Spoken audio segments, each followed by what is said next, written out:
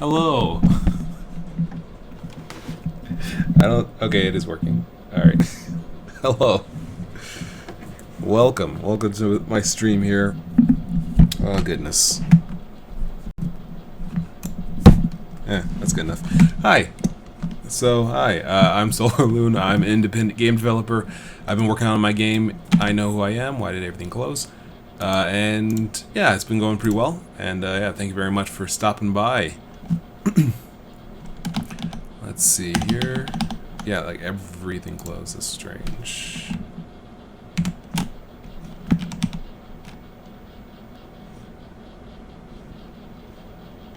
Weird.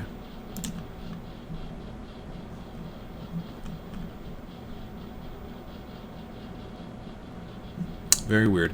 Alright, but I think it's working. Let me see. Is this up? Okay, yeah, it's up and running. Okay, good. Alright, so yeah, hello.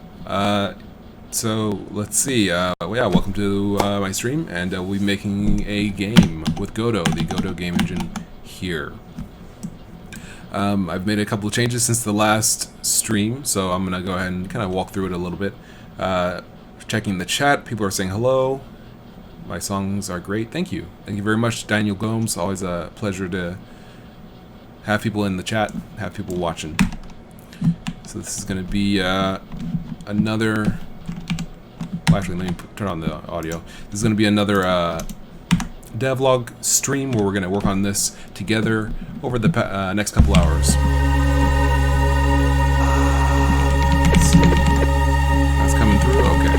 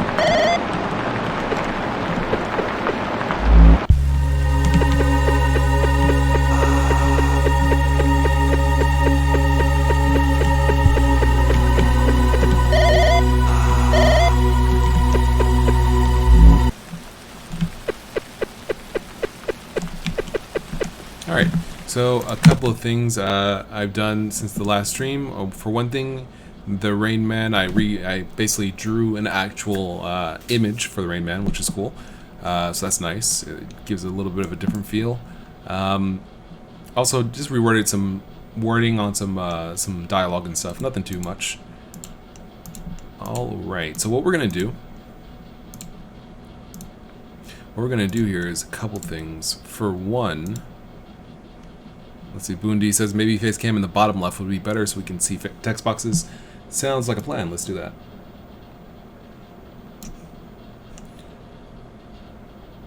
Yeah, I guess that's fine. I'll move it around as necessary. If people have any suggestions or want to see the face cam in different locations, it doesn't have to be in any one location. Let's put it actually right here in the center of the screen. No, let's not do that. I don't... That's probably the worst, the single worst location to put it. Alright, let's see. Alright, so what we're going to do, we're going to go ahead and work on this a little bit more. Let's pull up tiled, so I can kind of see what we're looking at in terms of a map. Okay. So this is the park. You can head off to the north, you can go to south, and then we have the park entrance, which is here, or you can go north or south again. Okay, so that feels pretty good. Go in the shack. Very good, very good. Alright, so what we're going to do here, I'm thinking,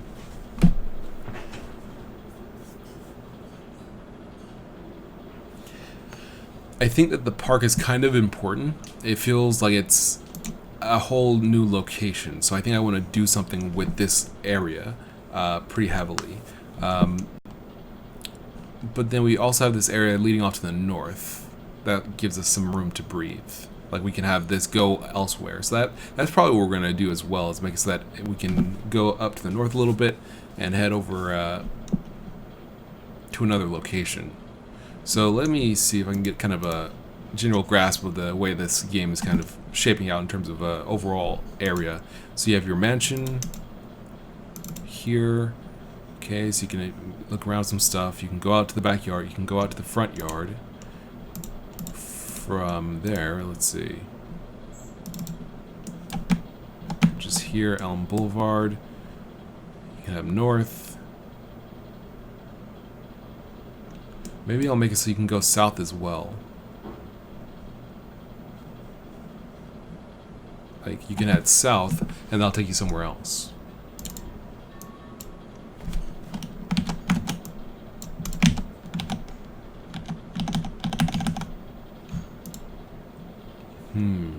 That might work. Let's see.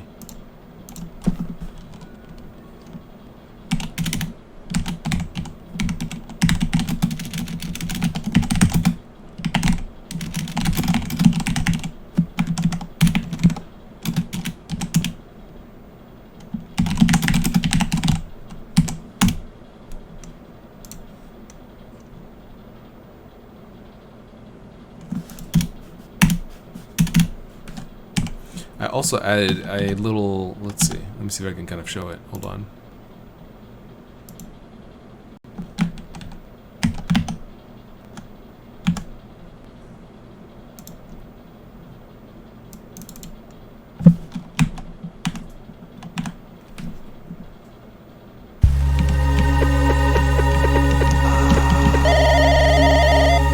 I added this flicker, and I'm not sure if it's a good idea or not.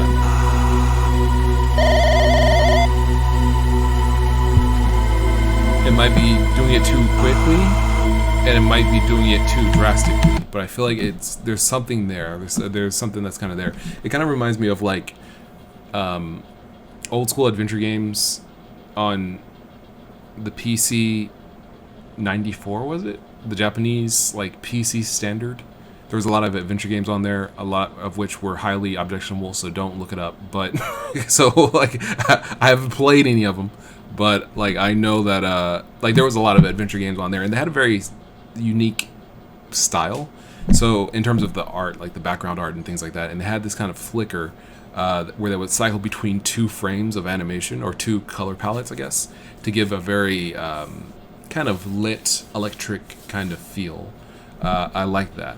I like that kind of feel, that kind of like it's alive, it's a living, breathing world kind of feel. Now how to actually do that is a whole different question. Potato Pin, how's it going? Hello, welcome to the chat there. And yeah, Ninja736 says, yeah, it's a bit too stroby. Yeah, I think you're right. Let's see.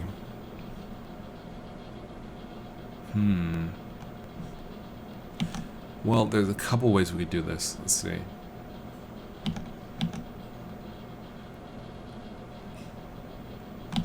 Because the right way to do it would probably be to basically do something like this.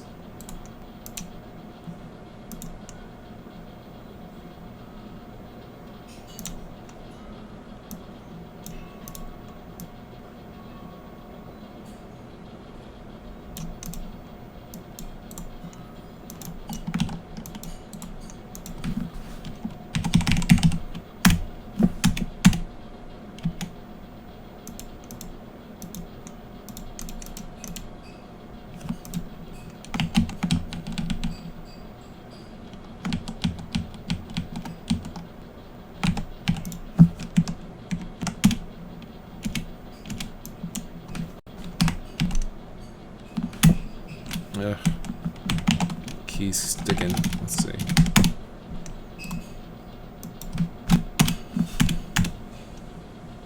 Yeah, something a little bit more like that, I think, would be good.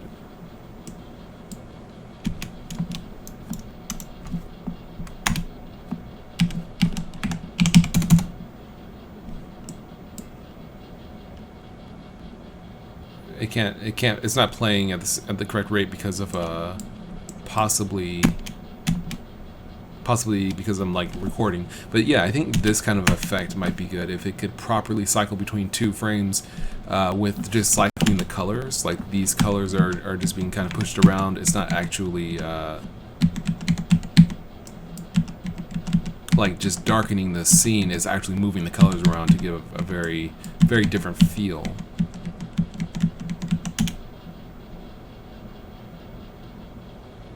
I like that.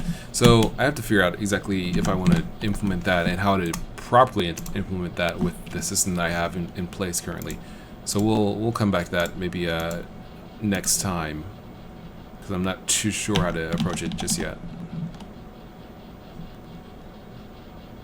Roblox fan 75,000 TMS / the cool scratch guy says looks like Totoro. Never seen it. My neighbor Totoro. Never seen it. But I'm familiar with the character. Let's see, and it kind of does have a little bit of a resemblance. Let's see here.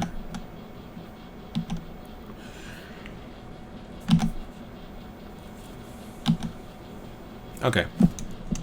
So this is pretty good as it is. What we're gonna do, let's go to the GUI scene one more time. Or actually, let's revert the changes that we did to the GUI scene. Let's revert the changes that we did to full screen image. And we'll just leave everything else the way it is.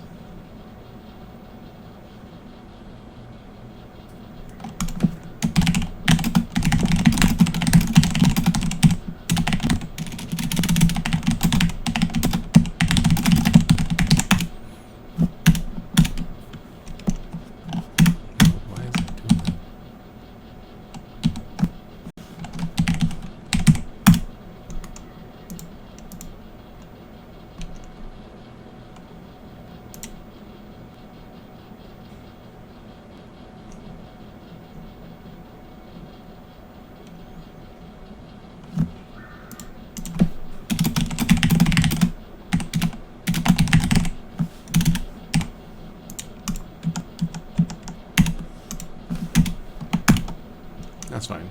Alright, so what we're going to do now is close others. Okay. Cool.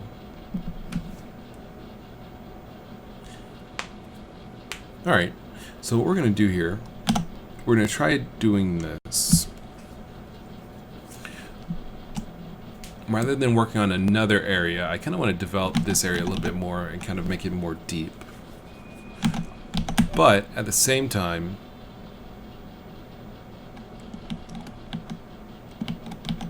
let's see, at the same time,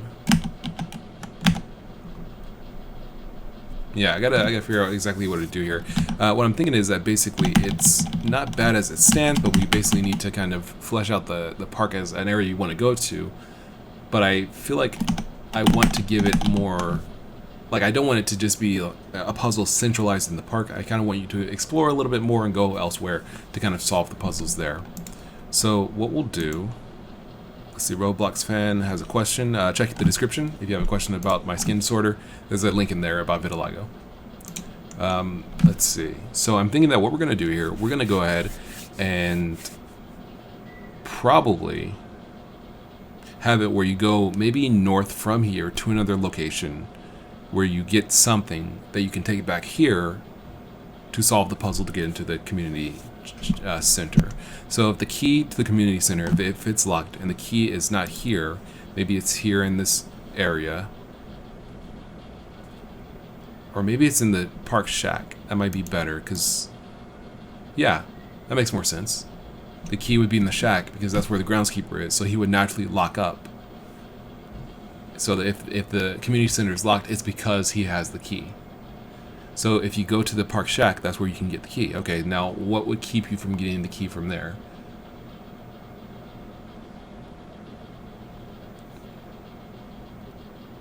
Maybe it's hidden somewhere. So then maybe you need something to get the key.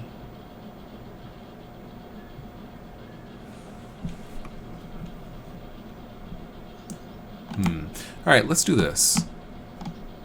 Let's set some bounds of a puzzle, because I think it's easier to resolve a puzzle when you have some kind of something that you're basically working with.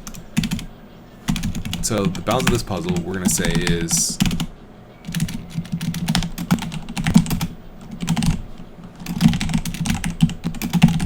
okay. To get in, you need a key, right? Now, to get that key,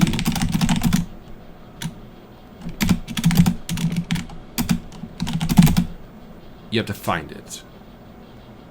And the key is in a location. Or is the key the reward for the puzzle? Like maybe you give something to someone else and they give you the key. Maybe you talk to the groundskeeper and he's willing to give you the key if you do something for him. Because then it could be something more abstract, right? Like he could just ask for something. It doesn't have to be anything specific to the park, or even anything found in the park. It could be something found elsewhere, and your ability to give it to him is what he needs. Let's see. Ninja says maybe the groundskeeper left it somewhere, and there's a clue in the shack. Okay, so let's do this. Boondy says, get the groundskeeper some ground to keep, but you have to get a shovel first. A shovel. A shovel. So you could go to your shed, get a shovel, come back, give him the shovel. Maybe he doesn't remember where he even left it, so you go get the shovel, and then you take it to him, and he allows you to dig for it. Like maybe it's hidden in a hole somewhere, or there's something in a hole that he's looking for. Why would you need to dig, though? A time capsule, maybe? Something hidden.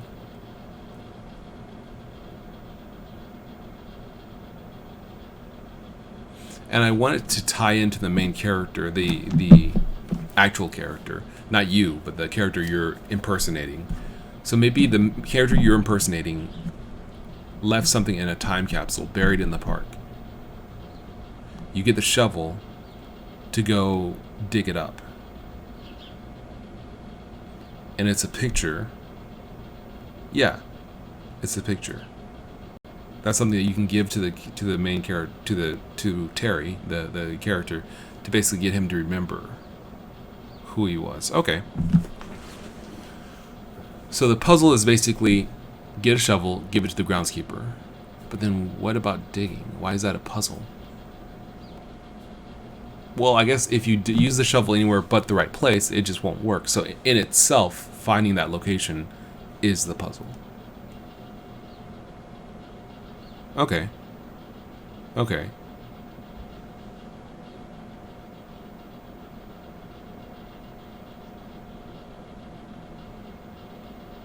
Yeah. Okay. That's doable. That's doable. Boondy says maybe the picture was taken where you need to dig. Yeah, maybe there's in the... Okay. Maybe the Civic Center isn't locked. Maybe inside the center...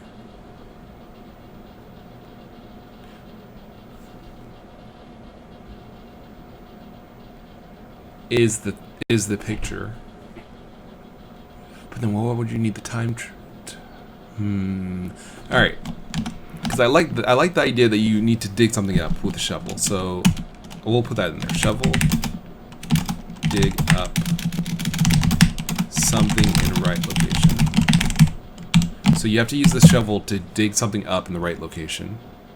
So you get the shovel from the shed in the backyard. This entire area is here.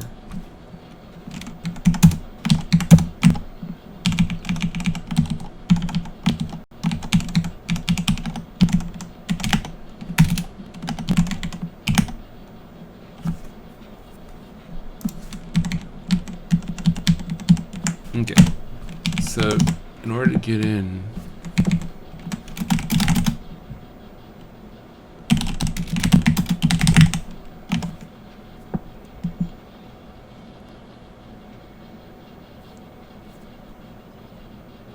Bundi says, or you need to find both a handle and a shovel head to put together to make the shovel if you want to have the player find two items first. There's no method in my game to combine things, but that might work. It might be that it'll just give you the option to combine things once you have both items. So you go to the shed, you find a handle. You go to the shed. Okay, so you go to the shed, you find a spade. You go to the shack and you find a handle. You put them together. Maybe you find tape somewhere else. You put them together, you make a shovel. You can dig up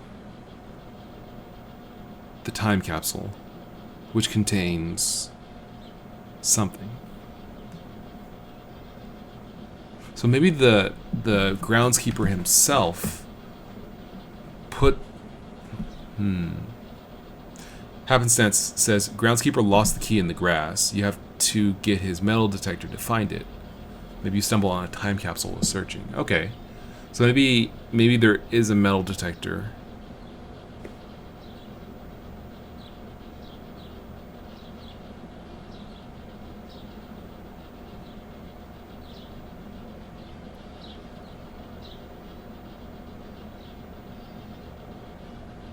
Okay.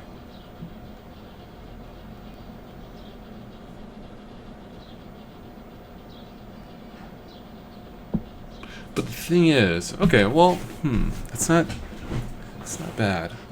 Maybe this. Because there's a camera. There's going to be a camera inside the shed that you'll be able to check. So there's a camera in the shed. You combine that with the battery you find in the basement. You turn on the camera. There's your hint system. It'll show you where this kid buried a time capsule. You take the spade from the shed. You go to the go here, get a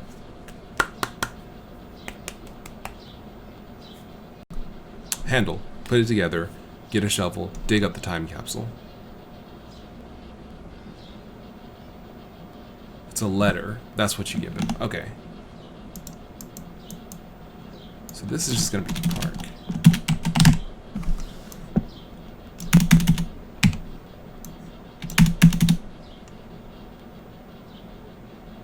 Oh, I like that actually. I like this plot. I'm going to put this over here.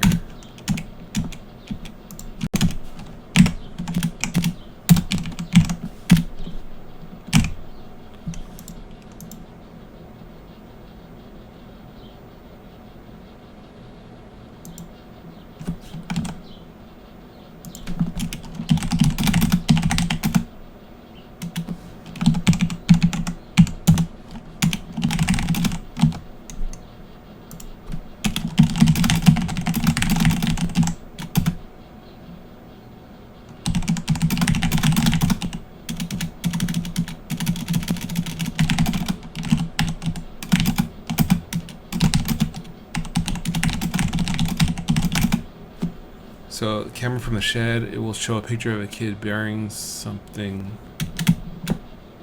Maybe just playing.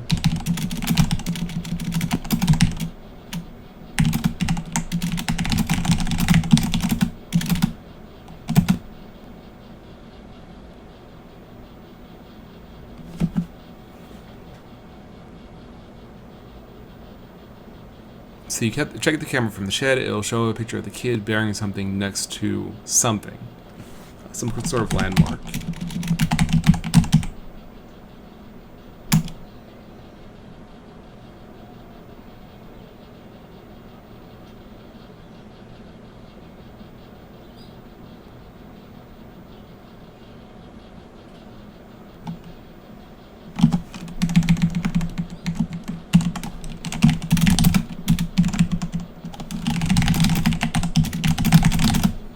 The spade with the handle from the park shack.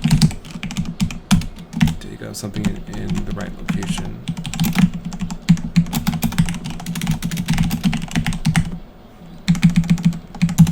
Give the letter in the capsule to Terry. Okay, so that's the basic puzzle. So the Civic Center, maybe that's where the tape is. Let's just go with this for now. Let's just go with this idea. I'm not sure if I'm going to even use the Civic Center, which is a little bit of a shame because it is kind of a central location here, but I don't need it right now. So rather than putting time into it, let's just continue with this idea. So in the park shack, in here is a handle. I guess this would probably have the spade, and the shed would have the handle. So this will have the spade. Okay. All right, we're on the right track. So let's go ahead and try it. We're gonna go ahead and open up Park Shack. Whoops, Park Shack events. Let me get some music actually going. Oh, my mouse just froze. Let's pull that up. Here we go.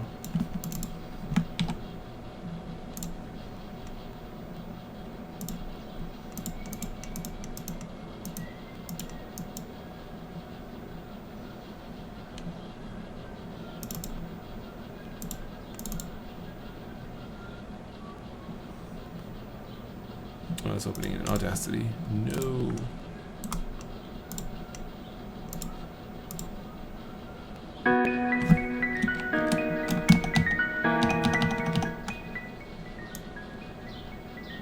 There we go. All right. Vector Gamer says, "Wow, that typing, ha! This is sticky. It's like it's because I'm streaming the keyboard sticks sometimes, so it's awkward. Normally I type pretty fast, but yeah, here my control is limited. All right, so I think we're on the right track. We're on the right track. This is shaping up."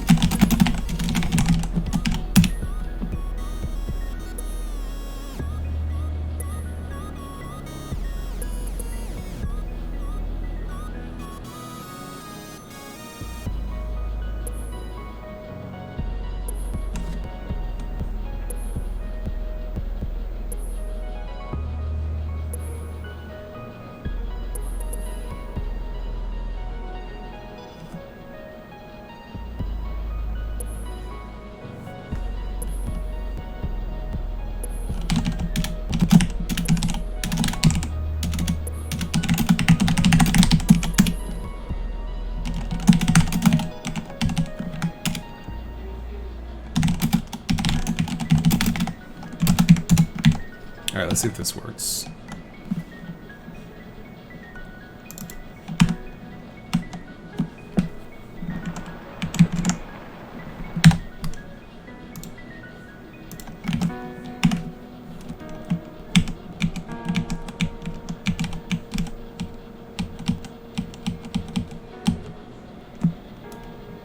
Confined spade. Okay, let's see. Did I do this right? I think I might have.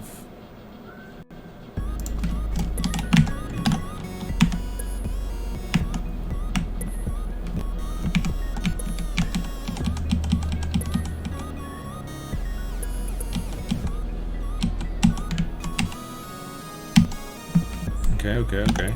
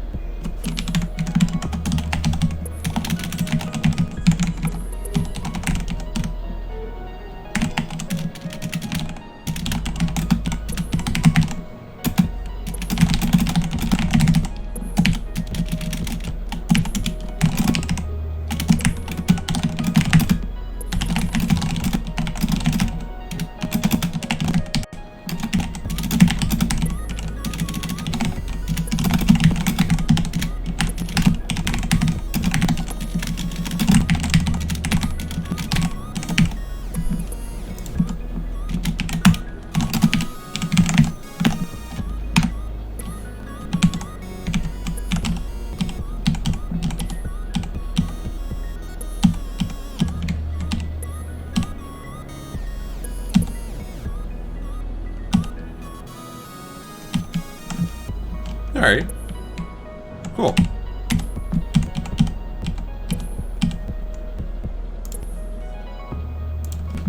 Let's see.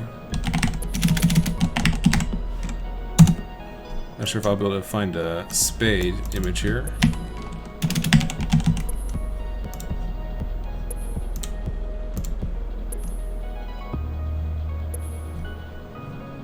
No.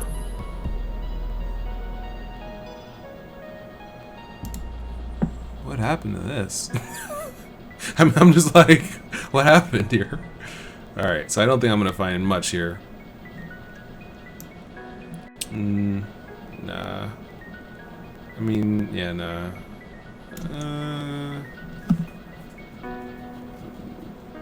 I guess in Britain, maybe they call a spade, a trowel a spade? Like, or I guess a shovel a spade? Like, we never, in America, we would never call this a spade as a shovel.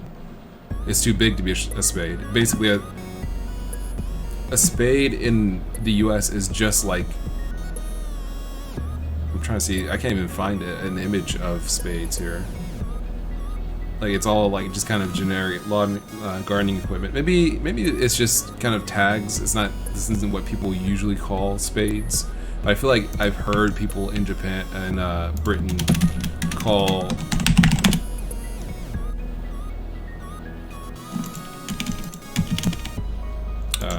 there we go. Call this a spade, and it's not. It's really just kind of a shovel.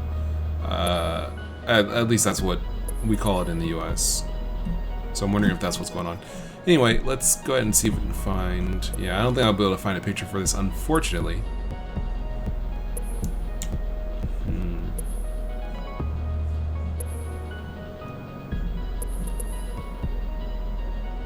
Yeah, probably not. Not a satisfactory picture. Nah. Pineapple planting a shovel. That's kind of a spade.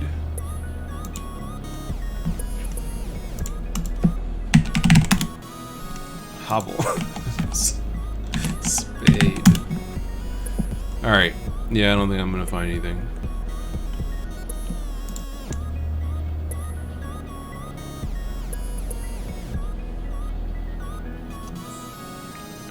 I'm gonna grab this though.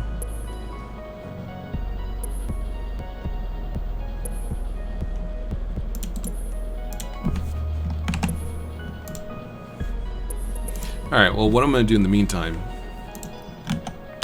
let's keep working here. So we have a diamond-shaped trowel, okay, but I guess it's a very reductionist viewpoint. And then we have the shovel, or the handle, which is fine actually, because I wanted some sort of puzzle over here.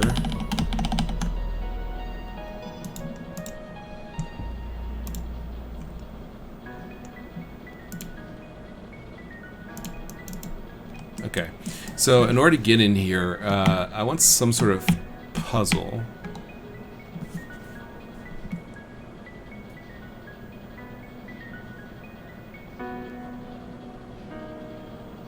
Like maybe the door is locked with some sort of combination, and you have to like press things in a sequence. I think that would be a cool little puzzle where it's like, oh, you have to press like, you know, red, green, blue, something like that.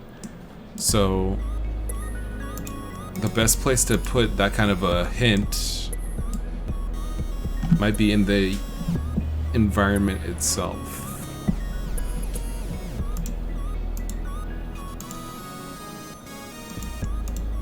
Actually,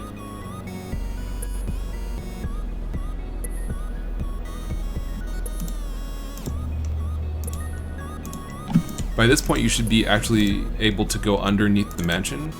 So maybe we'll put the puzzle in here. Like you can interact with this and it'll give you some sort of hint.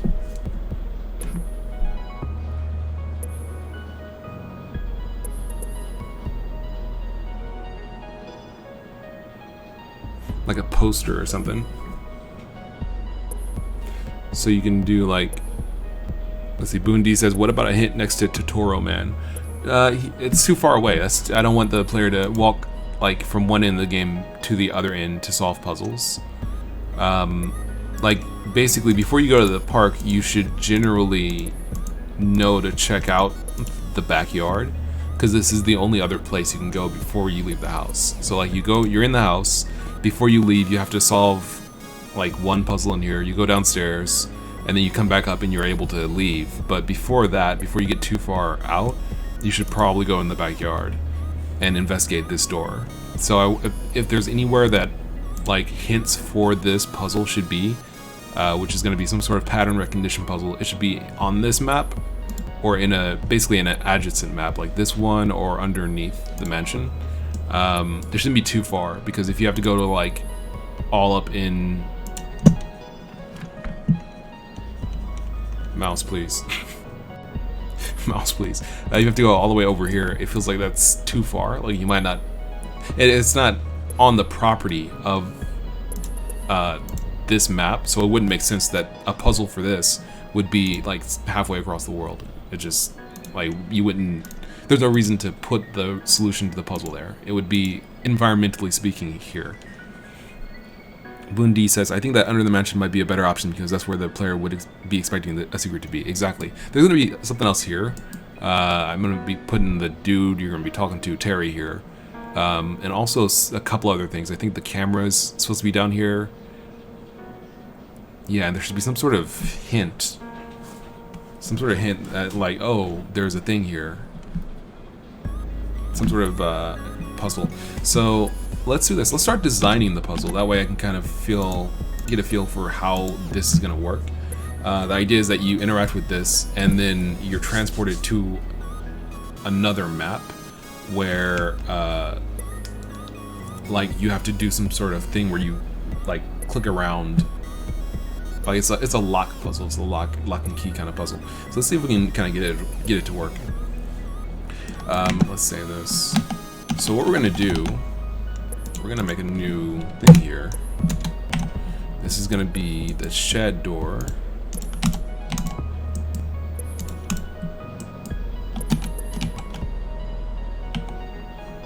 Can't zoom in just right.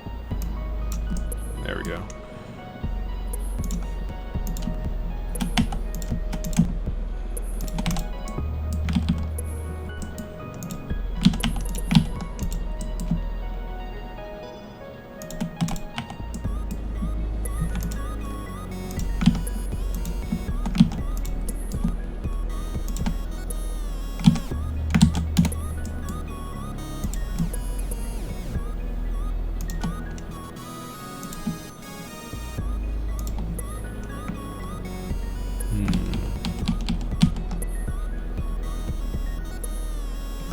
How do I want to do this?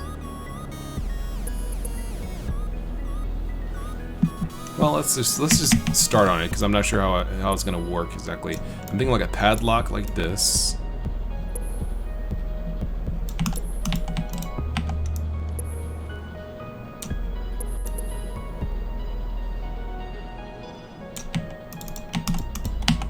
And then like there's buttons on it like this.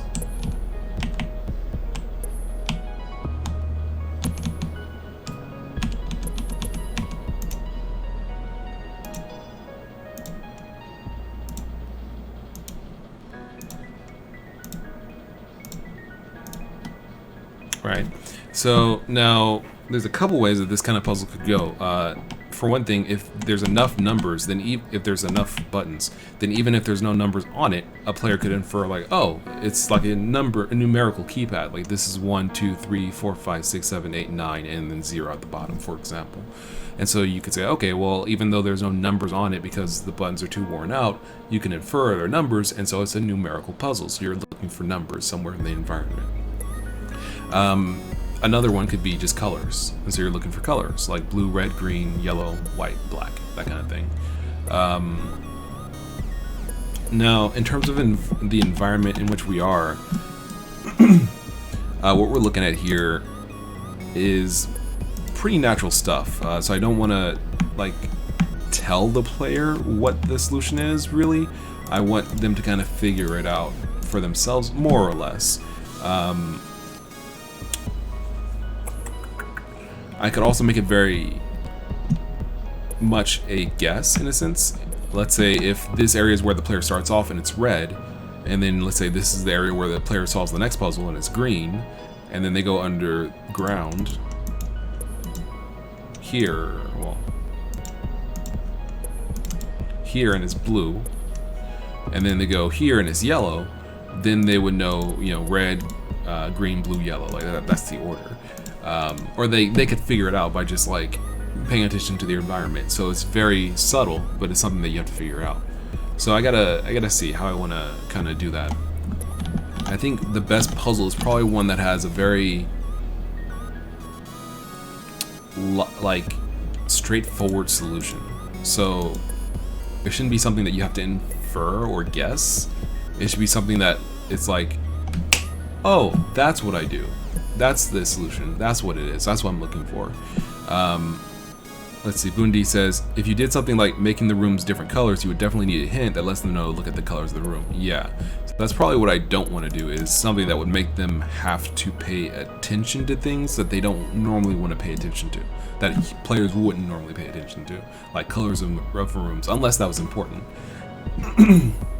Although I do have colors set up already. I have gray, blue, green. This is black and white or gray here. But like if I were to make it more linear, if the map was more linear, like the kitchen led into this room, then I probably could do more like a, you know, follow the sequence kind of thing.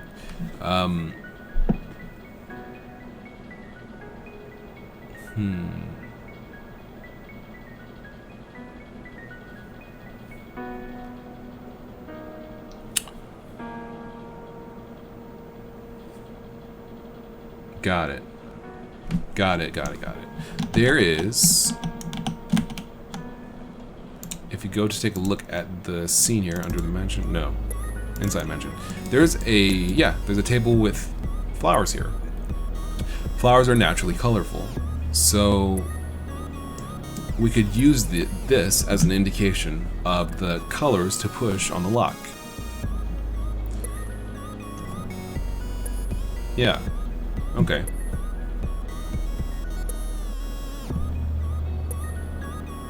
Now how can we do this? Clemonades says, hey dude, you're amazing, love your work, just started learning Godot myself and I'm super impressed with your stuff. Thank you very much. I really do appreciate that. Thank you very much. Thanks. But yeah, I think that this actually could work really well, because I just put this here as decoration, but it actually does work not too bad. We could also make this room lead into something. That's always a thing we could do, is make this room a hint. You just have to, you know, it's instead of being blocked off like this, you can just walk in and there's something that hints to the colors for this. But I like the flowers, because that seems pretty organic. So, organic. So the flowers themselves would be maybe the colors that the person likes the most, right? Like red, green, blue, you know. So what would be the order? If the flowers are the color, would maybe their height be the order? So the topmost one is first, then the next one is next, and so forth and so on. So it goes from ascending down. Let's try that. Let's try that. Pardon me. I like that idea. It's not too bad. So we'll do this. We got we'll select basically all the colors. So we got blue. These two are too similar, red and yellow and green. So we'll choose this green. Okay, then we got white, gray, black.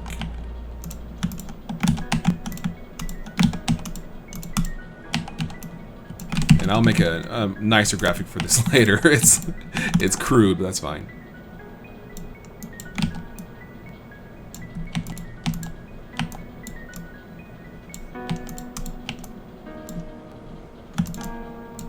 Bundi says, I think height is too subtle though. Well, I mean, we'll see, because you have like, I think you can kind of figure it out. Like red, if there's not going to be that many flowers. Maybe there's only going to be, let's say 4 of them, 4 flowers. So you might say, okay, you know, you got red, green, red, and black. It's like, all right, well then red, green, red, black. you're gonna, generally, I feel like you could figure it out. Well, okay, if height is too subtle, what else could it be? Munka clever. Sup. Let's see, if height is too subtle.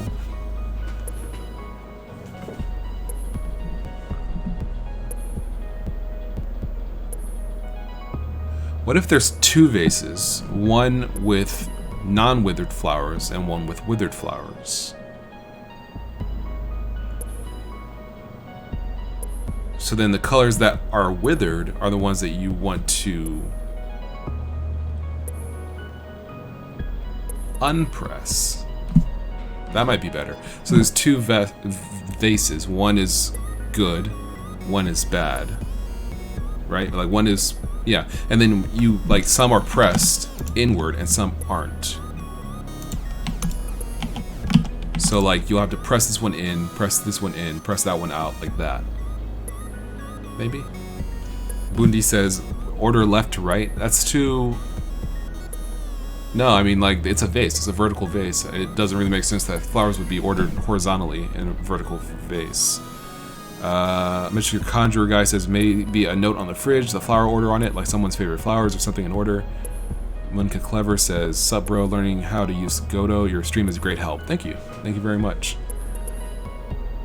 Oh wait, I think I read that already. I thought I skipped it.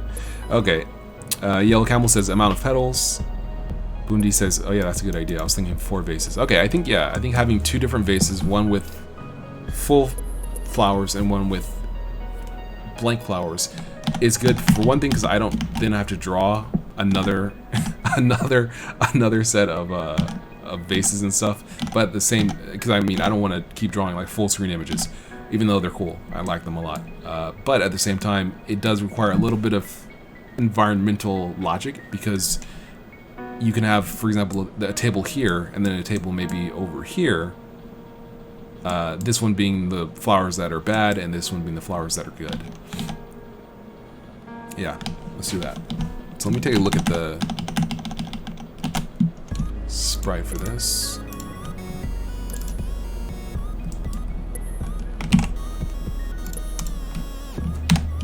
Like this.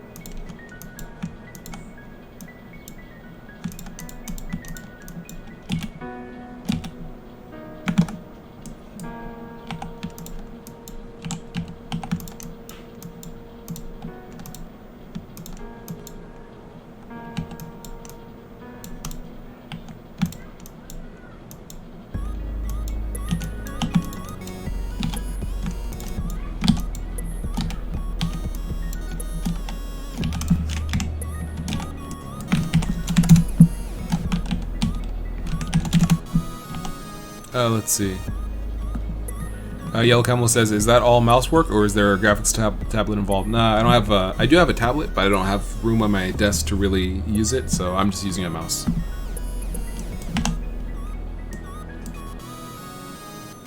RRC says, "Are there going to be more humans in the game, characters in the game, than the player, Rain Man, and the human that the alien is trying to copy?" Yes. There are going to be a couple more characters. One idea that I had for the park that I haven't done anything with, I came up with this a couple of hours ago, I think, was on these benches in the park.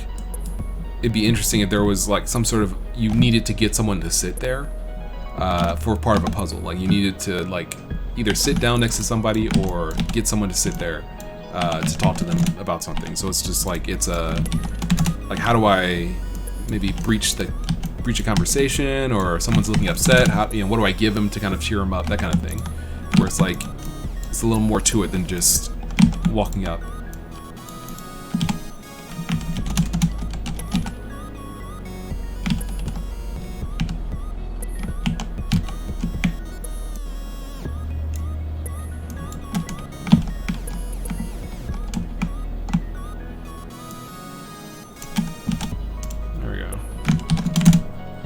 All right, so we got a couple of different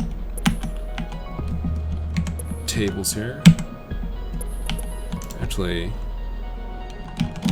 that would be cool. Let's do that. Let's do this. We'll make this table kind of square because it's the like the good table.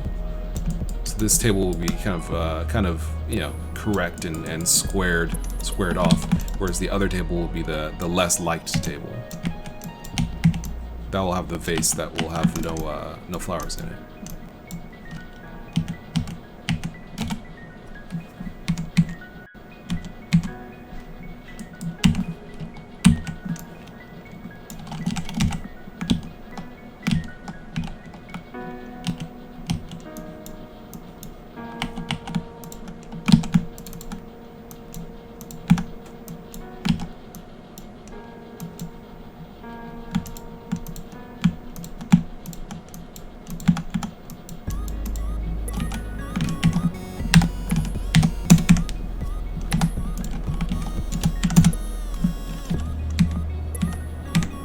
There we go. Maybe this color is also a little bit more of a dead color.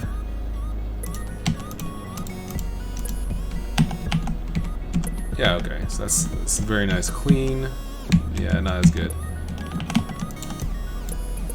It's full, looks empty.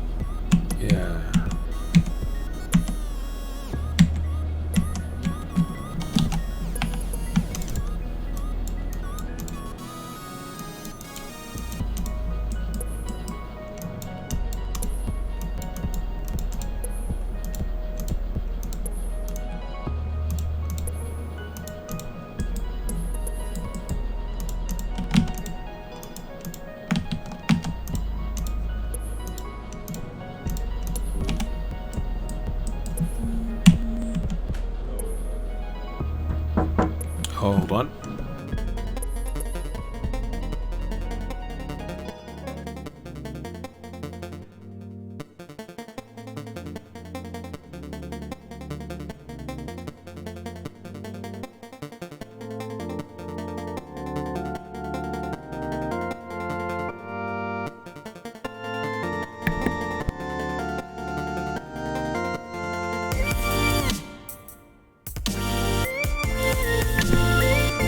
Alright guys, hold on for just a second. We're gonna go take a quick break and then I'll be back in a couple minutes.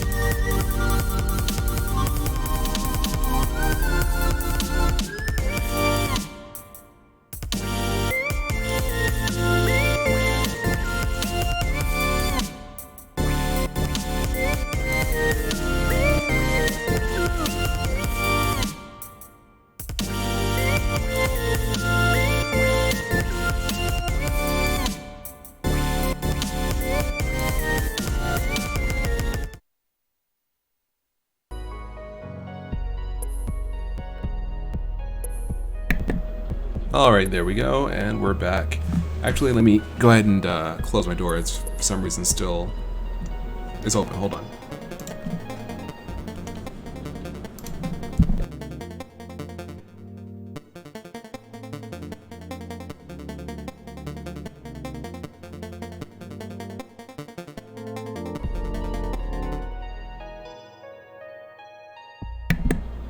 Alright, there we go.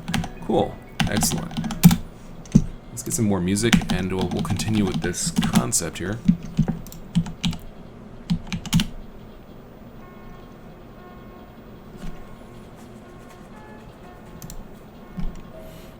Something else.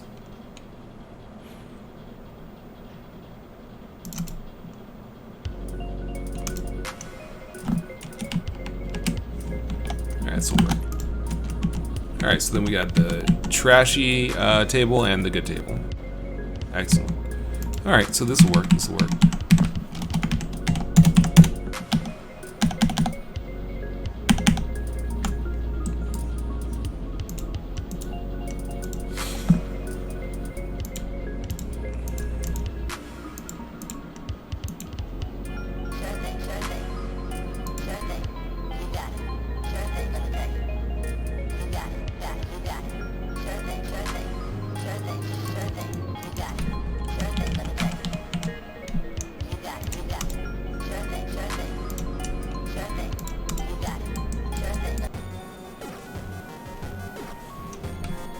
I didn't...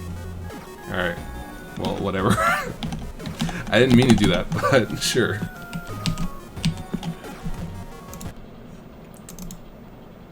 Alright, let's see, whatever, that's fine. We'll just keep that playing.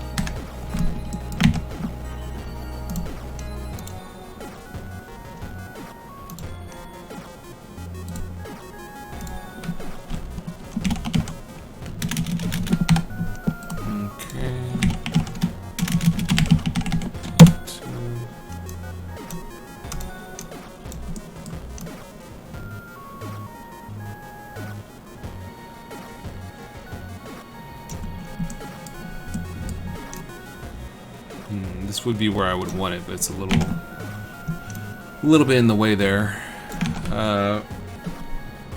Let's see. Actually, let's do this before I forget. There we go. Alright, so what we're gonna do here.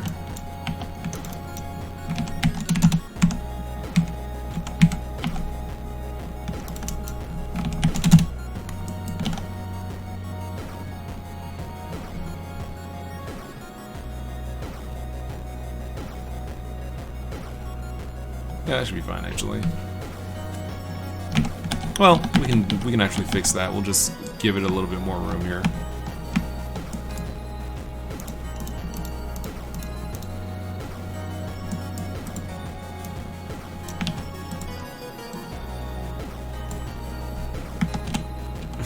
Why is it glitching? All right.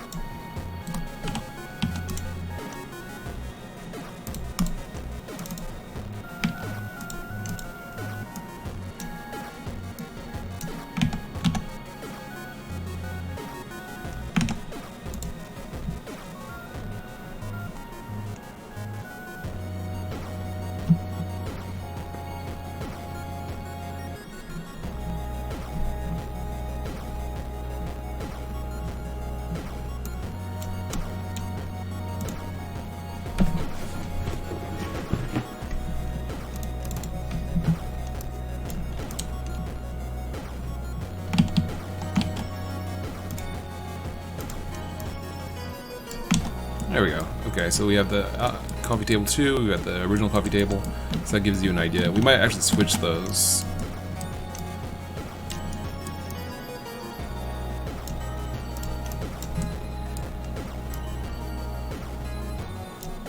From a puzzle perspective, it makes more sense for this one to be here because it's closer to the actual puzzle. But from a logical perspective, it would make sense that the coffee table closer to the door would be the loved coffee table, right? Because that's the one that you want people to see. And the less loved coffee table with the less loved flowers that haven't been watered as much is at the back door. Because it's out of sight, right? Out of sight, out of mind, that kind of thing. People spend more time around here than they do around here. Alright, so this should work. Coffee table 2, over here, okay.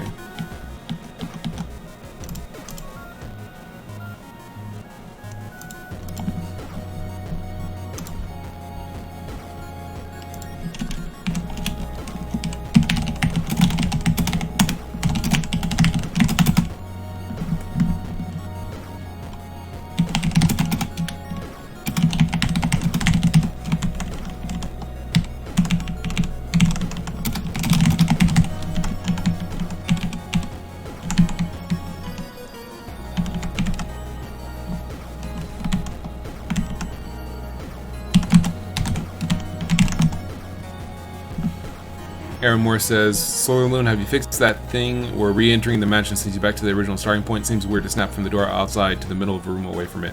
No, because that's... I haven't... Yeah, actually, I should fix that. I haven't fixed that yet. Because basically... the exit...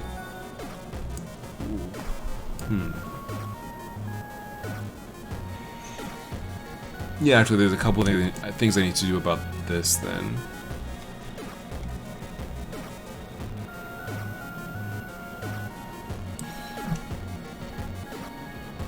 Let's see. Wendy says, it's a little weird that the front of the mansion is to the left, though.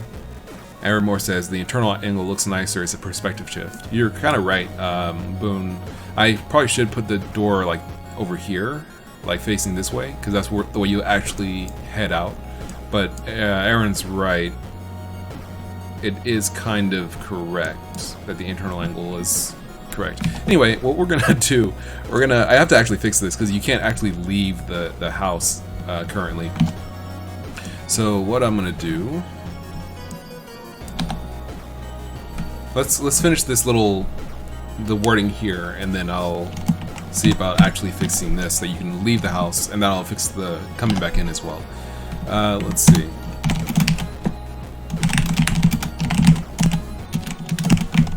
Okay, so there's a table in disarray here.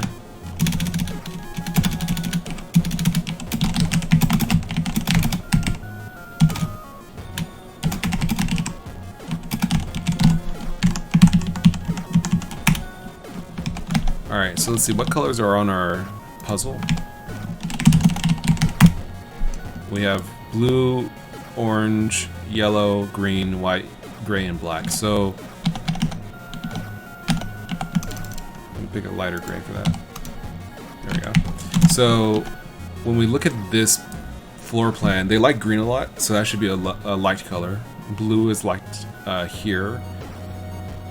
Gold on the clock, right? Yeah, so maybe those colors, blue, green, and gold, and then red, gray, white, and black. Well, maybe blue, green, gold, and gray are light, and red, white, and black aren't. Let's switch up these orders a little bit so that's not so obvious.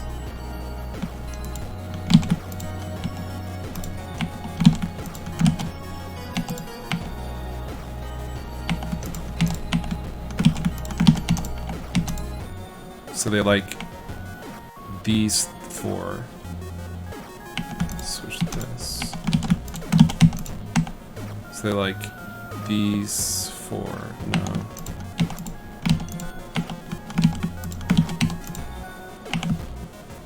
So they like these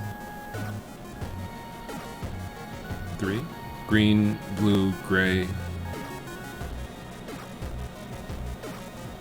Yeah, maybe green, blue, and gray they like. And then white, yellow... Oh, and gold. Okay, green, gold, gray, and blue. And then these three are unpressed. Okay.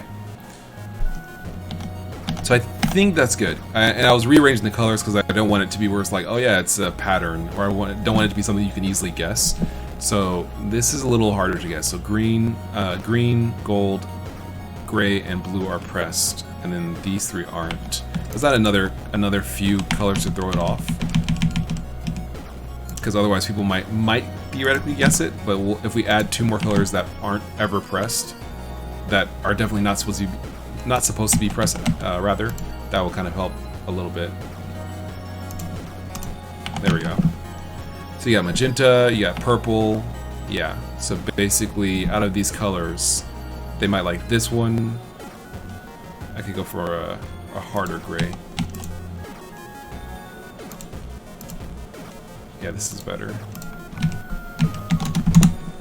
So they might like gray, green, gold, and rose. Yeah.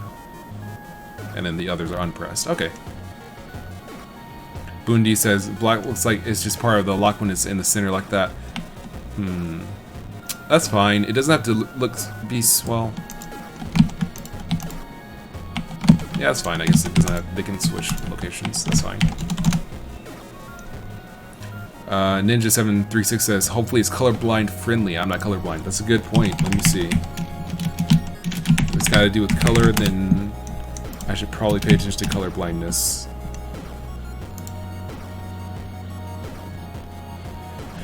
Let's see.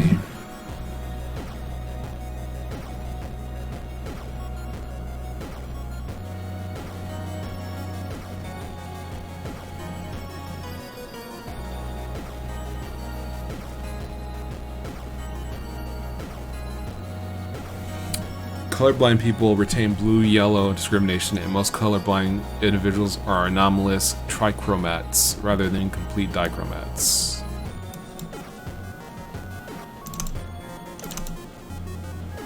Let's see. Daniel says there are too many types of colorblindness. We can try a little bit.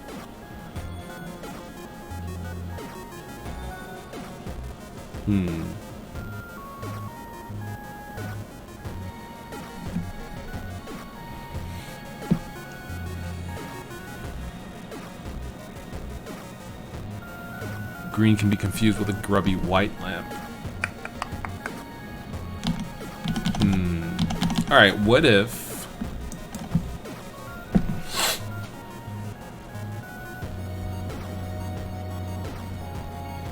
Bundy says, it would help not to have blue, yellow, green, and red like that, especially with gray as one of the colors. So maybe I could tell by position. Well, maybe all of the non-colorful, like maybe there's an alternate way to solve it. Like maybe the full vase is for people who have the ability to see color, and the not full vase is for people who can't see color. No, because you can't tell the difference between them.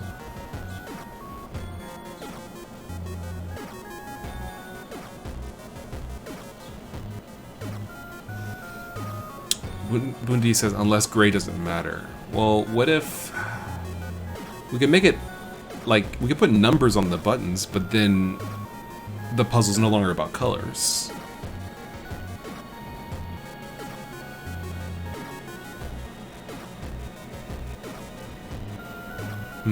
Well, what I might end up doing, Godot says, put the name of the color. I mean, but that's, I can't, like, there's just not enough room to put, like, gold, silver, white, green, like, you know, that's a little much. I mean, if it was bigger, I guess I could manage it. For now, I don't think I should worry about it too much, because there's a couple ways to solve this. One would be to put the name of the color. Another way would be to put the key somewhere else. Oh, Bundy says when you mouse over it. I can do that. So when you mouse over it, it says white. When you mouse over it, it says gold. Yeah, maybe I could do that. That's possible. I'm able to manage that. So maybe I'll do that. So for now, let's just get the puzzle up and running for this stream, and then after that, we can see about maybe on the next stream or some other time, I'll just go ahead and see about making it colorblind friendly, where it's like, oh yeah, this is gray, this is blue, or maybe I'll put a key somewhere that says the top right is gray, the bottom right is rose.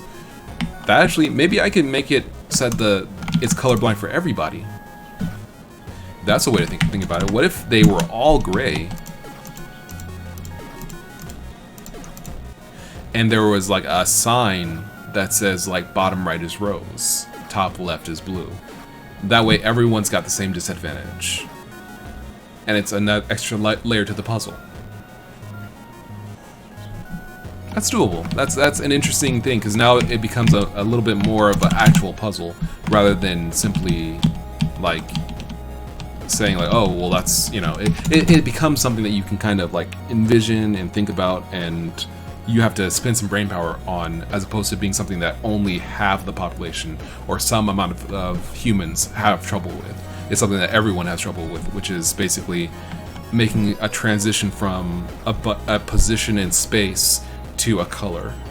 So this is rose, this is silver, this is white, this is black, this is green, this is blue, this is gold, this is yellow, red, blue, whatever, like that. I think that's better.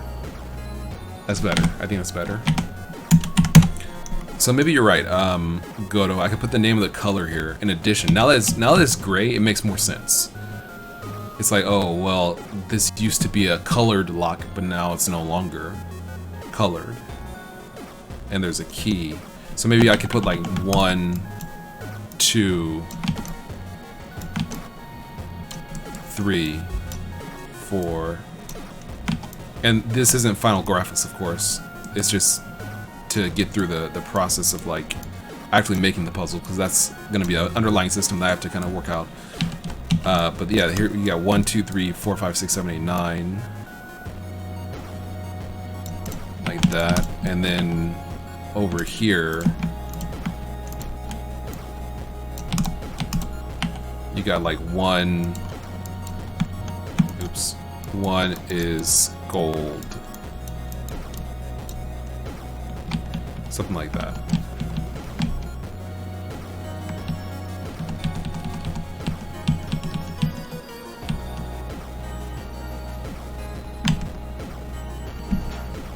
I like that. I think I'm gonna stick with this.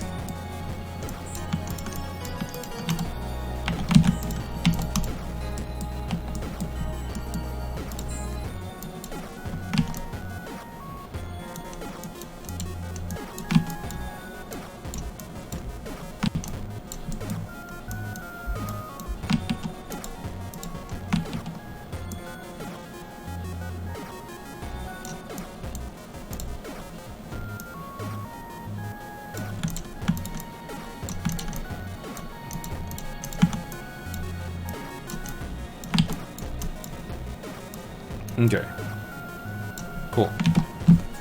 So this is the general idea of the puzzle. So what we're gonna do now, we're gonna have to make this scene in Godot because I can't really do it any other way. I think I'll have to do it in Godot, which is fine. I'm just trying to figure out like exactly how to approach this though.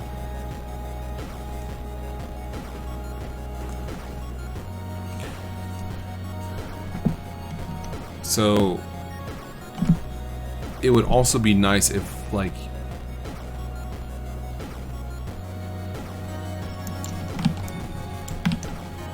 yeah, let's just start making it like this. So 1 is gold, 2 is gonna be rose, 3 is going to be black, 4 is gonna be red, 5 is gonna be green, 6 is gonna be blue, 7 is gonna be white, 8 is gonna be what haven't we used? Purple. 9 is gonna be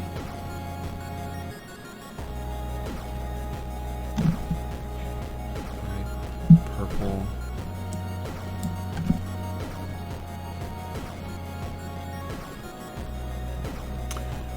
Oh, what if Bundi says the lock definitely needs a dialogue to explain why the lock looks like that. I mean, this is a normal number padlock. That's not really that out of the ordinary. If you mean this on the side, I'm thinking that it's just like some sort of panel you get from somewhere else that you can put on it.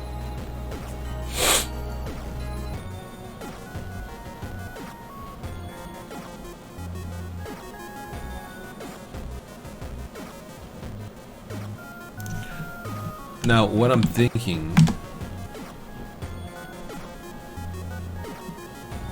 Oh, wait. That's right. I gotta do this with the GUI. Oh, let's see how this goes. Okay, so... something I came up with while I was doing this, what if some of the numbers correspond to rose colors, while the others...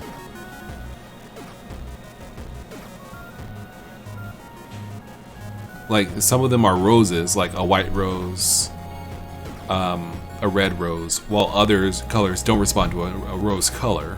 So if you know that it's supposed to be roses, then you naturally don't need anything else. You don't need an additional thing. You could just have one table with one vase that says they're all roses. Hint. They're all roses. So this should correspond to these numbers should correspond to colors of a rose. And then we just have to choose colors that correspond to rose varieties. Which I don't... let's see.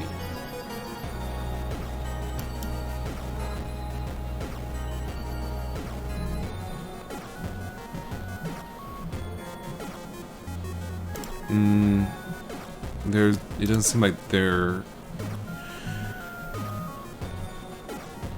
What am I saying? Orange rose, light pink rose, two-tone red rose, apricot rose, peach rose, crimson rose, apricot pink, coral, red, yellow, multicolor. Nah, that's okay. Let's stick with this. Alright, so gold, rose, black, red, green, blue, white, purple, gray. There. Alright, cool. Alright, so let's go over to Godot. We're going to go ahead and make a 2D scene. This is going to be the shed lock puzzle. Let's add a script.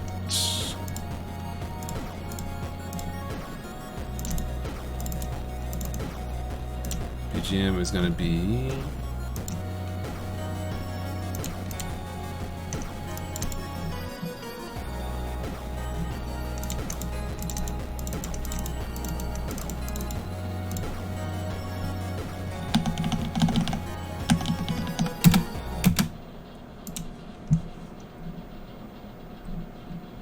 I'm going to turn that off so I can actually hear what the BGM we have is.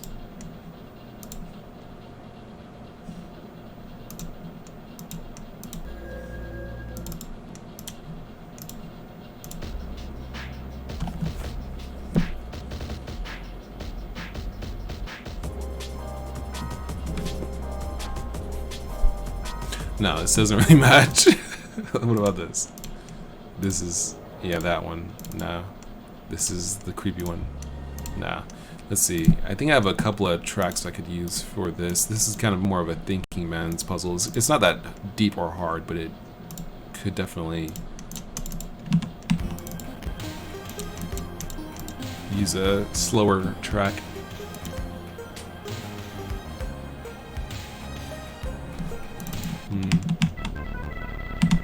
Ah.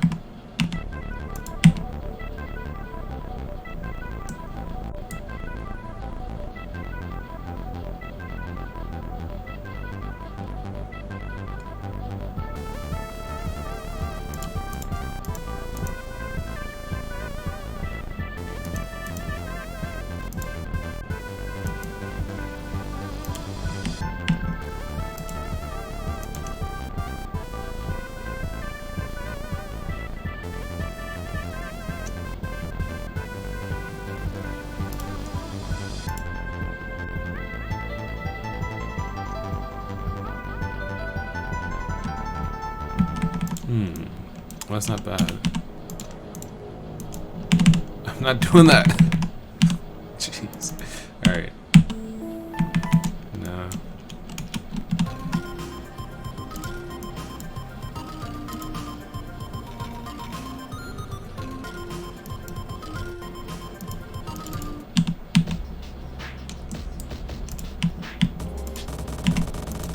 I don't know why.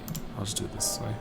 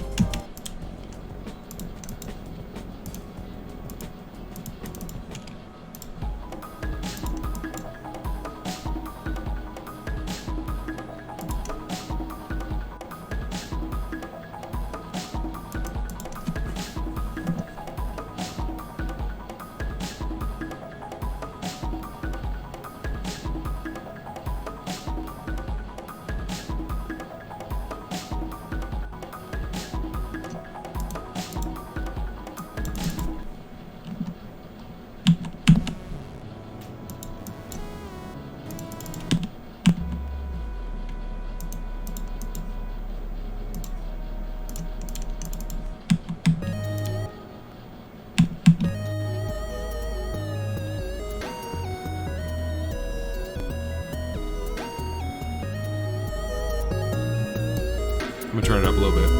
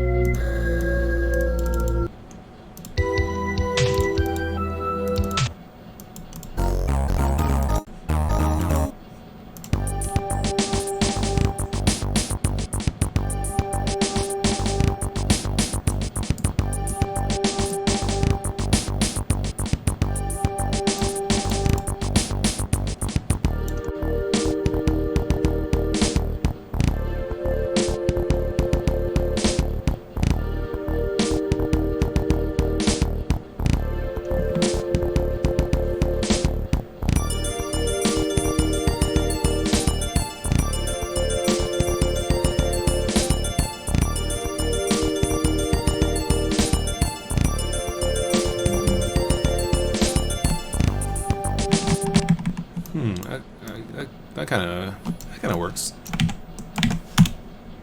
Between this one and which one was it?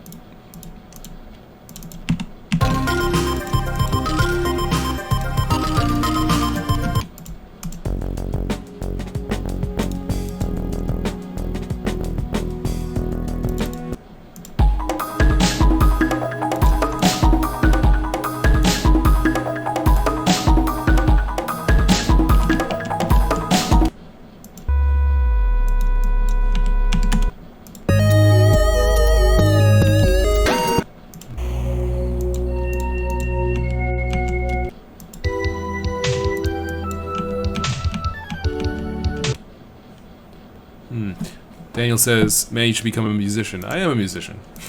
I do make music. I guess you mean like professionally become a musician. But, well, I submitted something to the Chiptunes Equals Win Volume 8 album. So if it gets accepted, then you'll be listening to some of my professional, I guess you could say, music coming to you pretty soon. So that's something to look forward to. Not doing that. All right, let's see.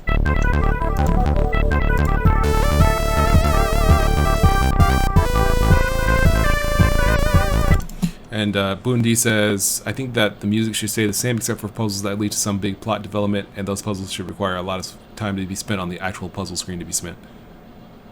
A lot of time to be spent on the actual puzzle screen. I see what you mean, but at the same time, I like good music, so we'll see if I end up doing that. Maybe every puzzle will have the same track. Maybe each puzzle will have its own track. I don't know. I have to kind of, once I get further in and get to the stage of like developing a lot of puzzles, then I'll understand a little bit more. But currently it's just like, well, maybe it'll just be one track for every puzzle. Maybe some puzzles are going to be, every puzzle is going to be relatively simple. Like this puzzle is relatively simple. It doesn't take that much to solve it. You could probably just like click on stuff until you get to the end eventually, but at the same time, well, no, you probably wouldn't be able to guess this. It's pretty even though it's pretty straightforward, it's not easy. Yeah, I'm gonna go with this as the puzzle theme. Well, no, because I think I see what you mean. This puzzle itself isn't gonna take that much time to, like, you're not gonna spend that much time solving it. You're gonna spend more time kind of figuring out what to do. You're not gonna spend that much time like actually physically solving it. I'll still export this. Whoops. I'll still export this song.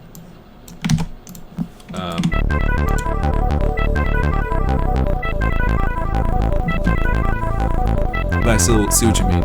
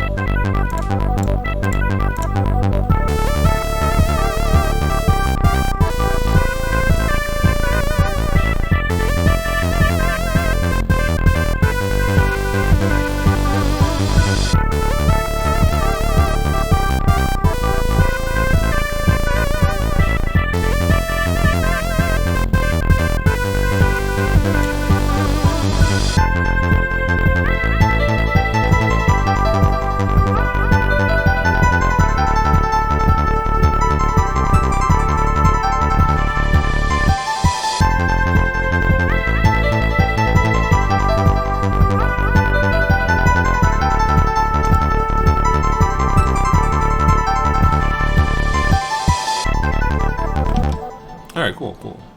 No, stop it. Stop. Why does it keep doing this?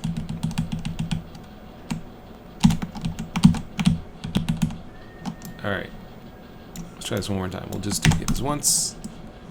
Save this. Export this to wave.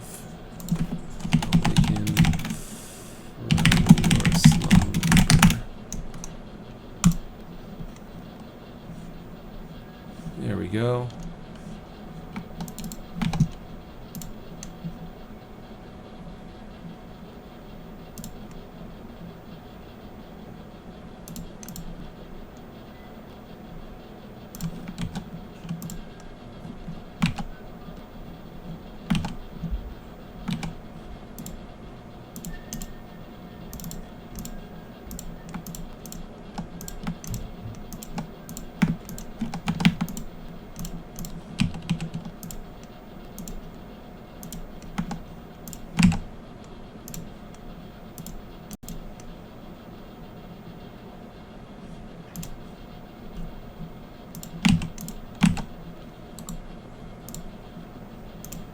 There we go. Sorry about that. I'm just taking time to like organize some stuff.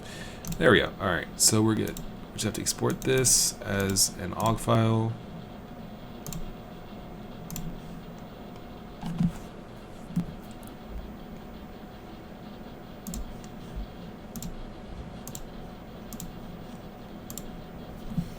Okay.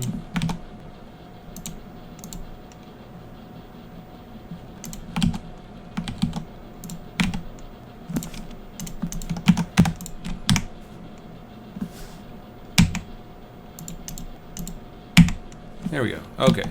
So finally it should be in here.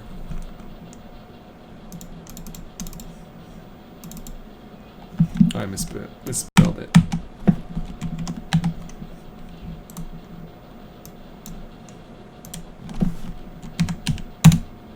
Misspelled it again. Wow.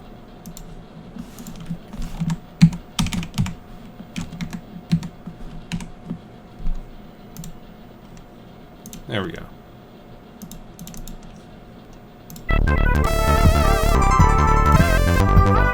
Cool. Alright, so now what we're going to do, we're going to go ahead and try actually building this. Oh, wait. That's right, I never actually added that. Hold on. We want to add, whoops, add that as a music audio stream player.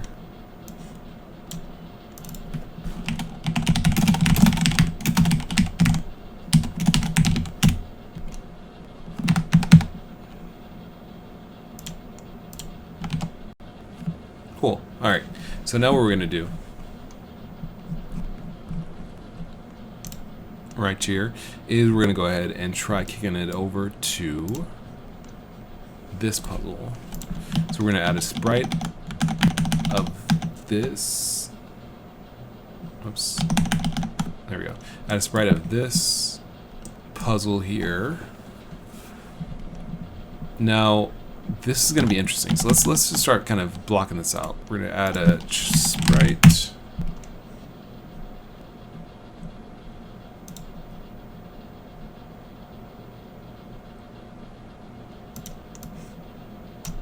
There we go.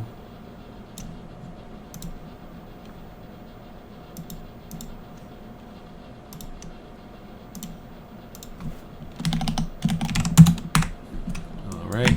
Now, okay, this is, yeah. Alright, now here's the thing that's weird about this, is that in order for this to properly work, we need to be able to click the buttons or use the arrow keys to like select the buttons. So that means that basically we need to add like button controls.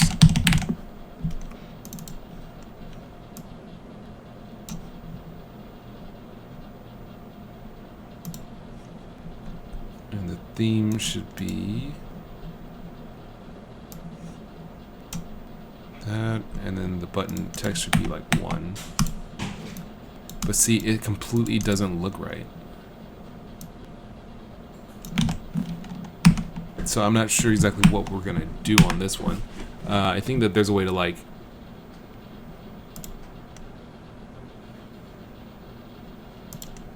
oh, I see, okay. I think there's a way to like Bond says button styles. Yeah, I might need to do something with regards to button styles. Because I guess they would need, yeah, that makes sense, because they'll need to be like triggerable and stuff. Alright, so let's do this. Button 1 flat. We could try that, like making it flat and then toggle mode.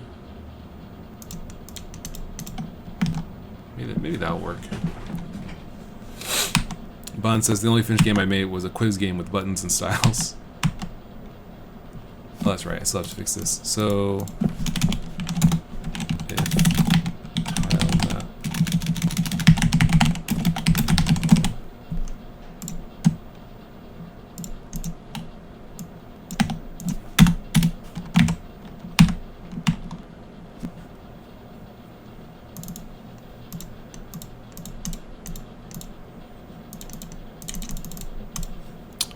Nope. Okay, so yeah, I'm gonna probably have to make something. Oh. Oh, Daniel says, OMG, the microwave. Did the microwave kick in? I didn't even notice. Godot says this game is for mobile and PC. It's for yeah, mobile and PC, Windows, Mac, and Linux, and iOS and Android. If I can, I hit Android as well. I'm gonna try to hit both of those on the App Store and on the Play Store. And I guess I'll probably make the APK available on itch for people who buy it on the computer, because I don't know, why not? So we'll see how that goes. Alright, so let's see here. So we'll need to probably make a style for this button to look right. We want it to kind of look like this, where it's like rounded buttons, and then it should be toggleable. So we're gonna have to work on that theme here. Let's see.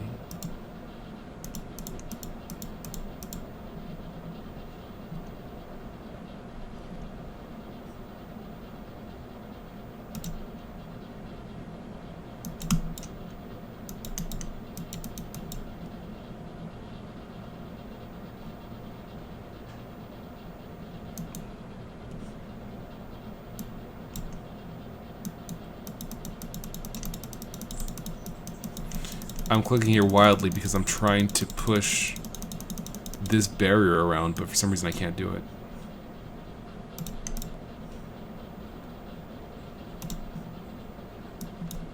Are you serious?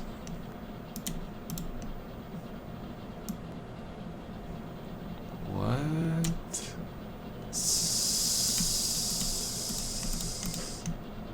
What? Did you guys see that?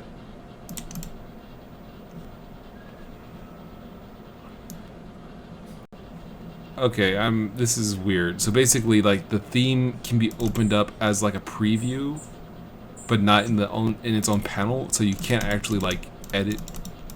You can't edit this panel because this panel doesn't exist until you click on theme. Then it does exist. Like once you go there and back, now you can. Oh, that's weird. Whatever. Okay, so. All right. So what we got to do here? I guess I'm gonna make a custom style for this because it doesn't have to be any particular. Bond says is a preview of the theme. Okay, that's what it is. That makes more sense. So yeah, I guess I'll make it just a custom style for the button itself because I don't want to make an entire other theme just for buttons. So we'll make one just for this kind of a thing where you can click these buttons. So we'll click on this. We'll make a new style box. I guess flat. This doesn't have to be flat here. Okay, so now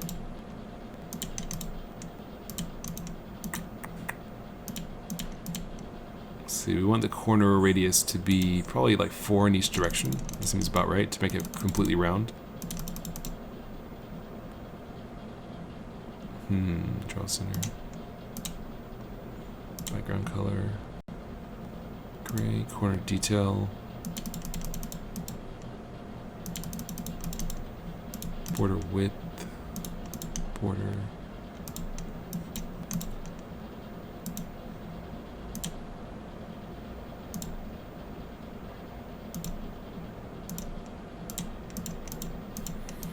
Expand margin.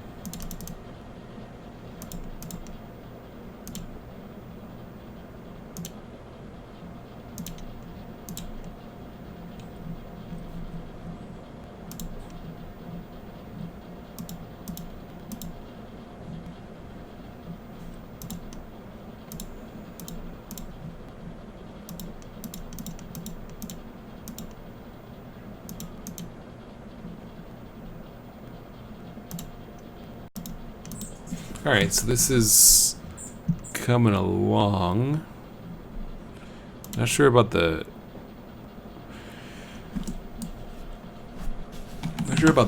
border here. Let's see.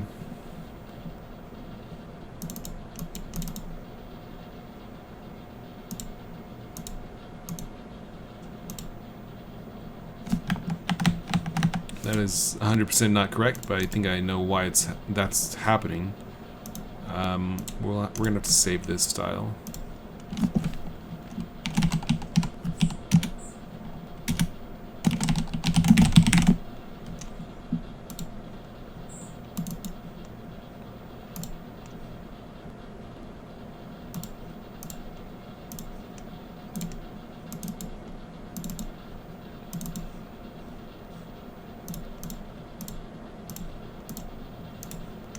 Oh, I can just do it like this. There we go. Not sure if the style... Okay, yeah, it does.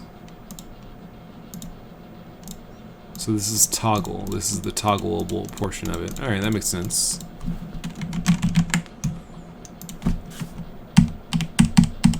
Cool, cool.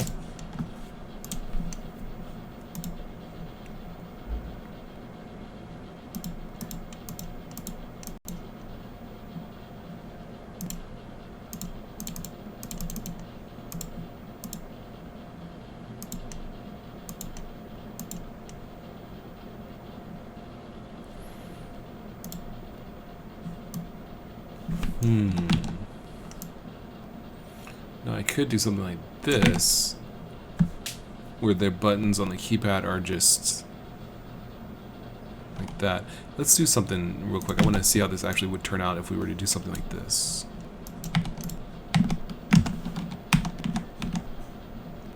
It looks really bad. Okay, so they turn red when they're clicked.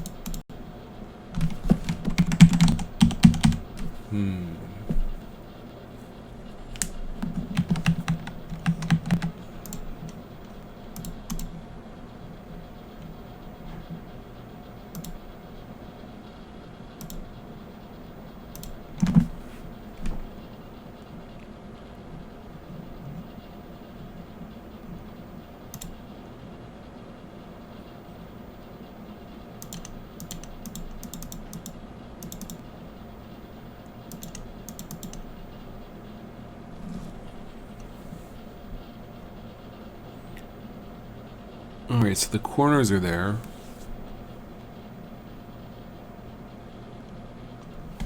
Alright, so what we're going to do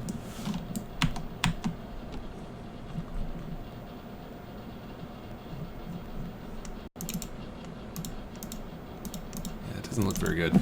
I gotta see. Do I, because I feel like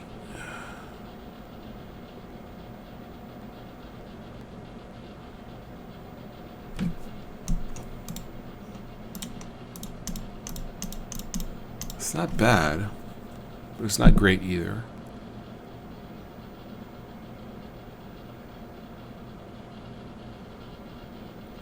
So I feel like what we probably are going to need to do here is we're probably going to need to... That works fine. So you can click on them, you can highlight them, you can activate them.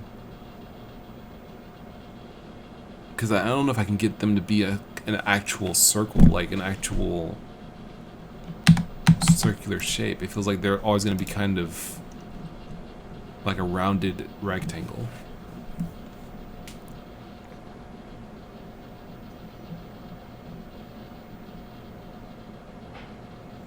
Shadow.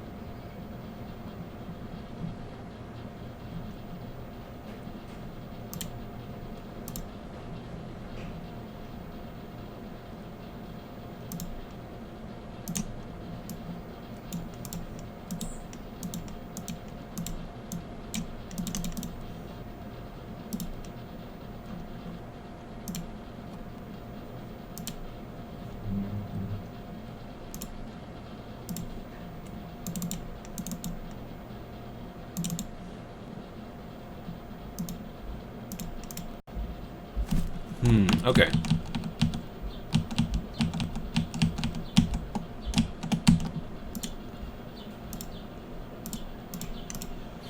Alright, so then what we're probably going to have to do here, because I'm not sure if I'm going to be able to get an actual round button. Let me do a quick search here.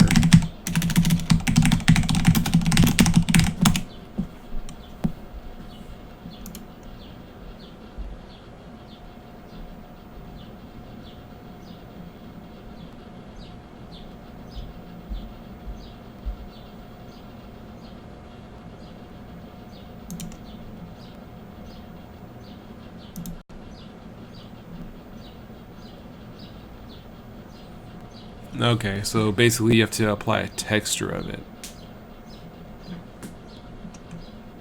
Other people say like style box flat and then corner radius, but the thing about that is that it's not even.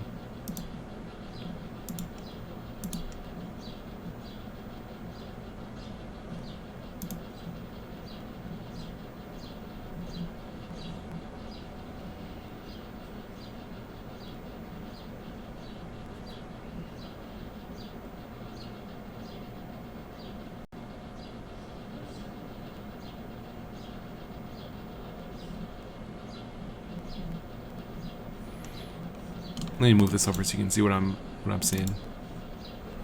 But yeah, it looks like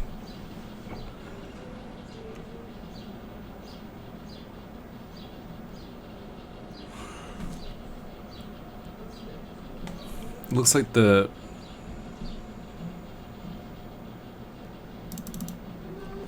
it looks like the corners are it's just gonna kind of be like this. I'll try if I up the radius. It's weird. Oh, let me undo this.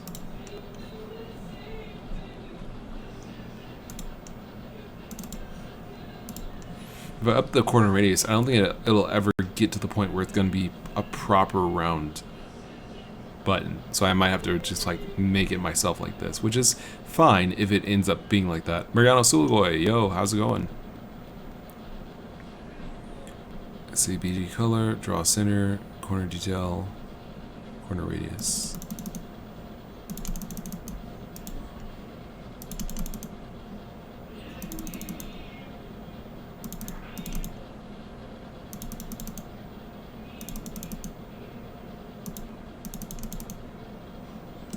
Yeah, it's always going to be kind of oval shaped, I think. Can I change the size of the rect?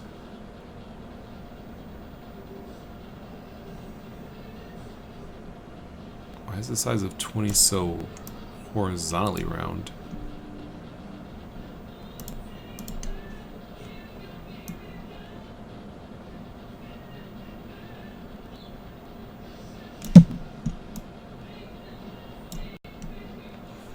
It kind of works.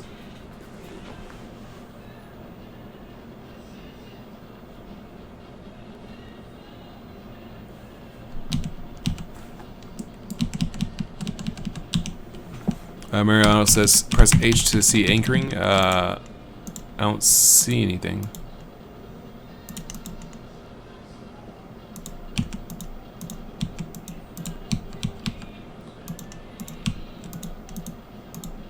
Okay, so yeah, it's not anchored.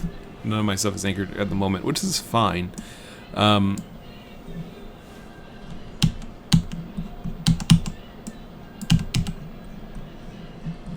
Yeah, nothing anchored at the moment, so that's fine. I don't think I need anchors or anything more than this for right now. What I'm going to try to do, I'm going to try to just like basically making the rest of this puzzle.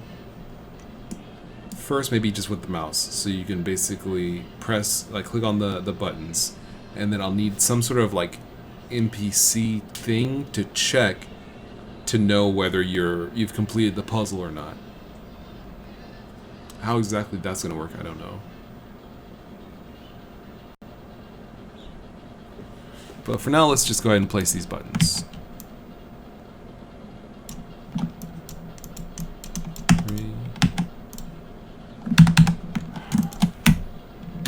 This is really annoying.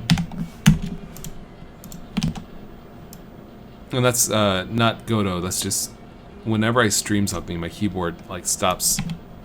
It picks up like every other frame of input, and it's just like really frustrating. Same thing for my mouse. Sometimes it'll just like cut out, sometimes it's just a pain and a half.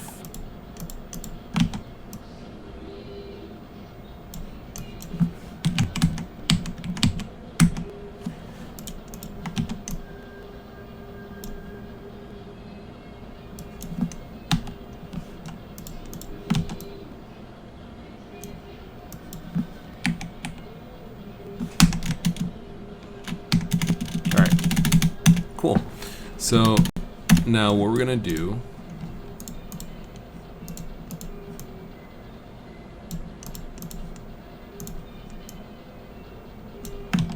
save this, play it.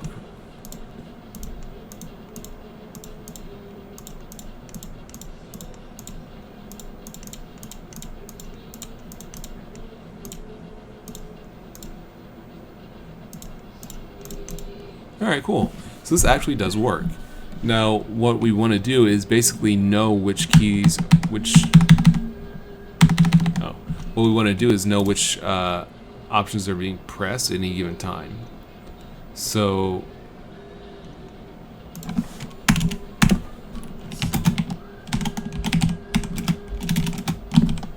actually, let's do this. Alright, we'll add a Y sort, since it's expecting that. Go. Okay, so what we're going to do here is we're going to, following this, add another button,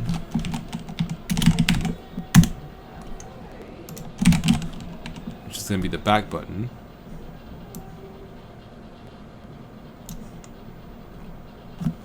It's going to go up there at the top right. We're going to give it the theme for our game.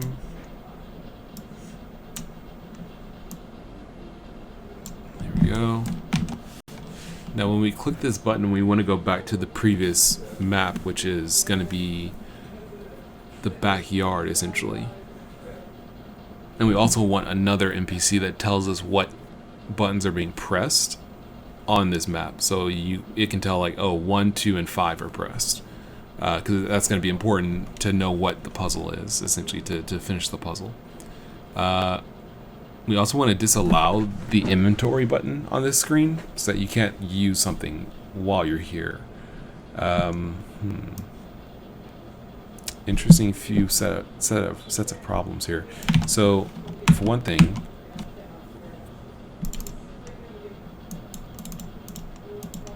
yeah, we definitely want to say no inventory. We also want no vignette here. Oops.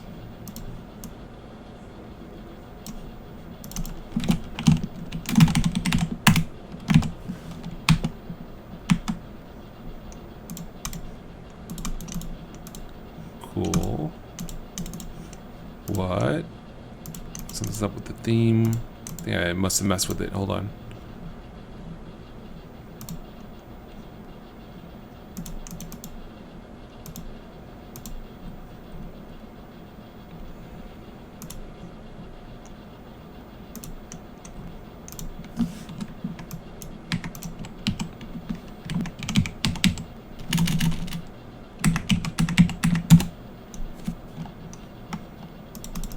There we go. All right, so now what we want to do, there we go. Cool.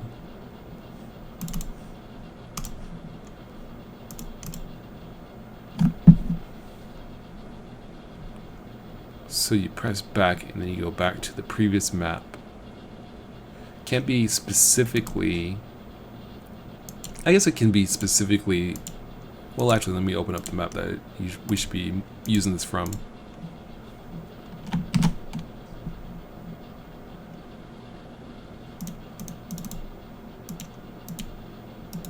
Inside backyard, there we go. Mariano Salugay says, for a mobile game, you probably want to set focus style to style box empty. Why?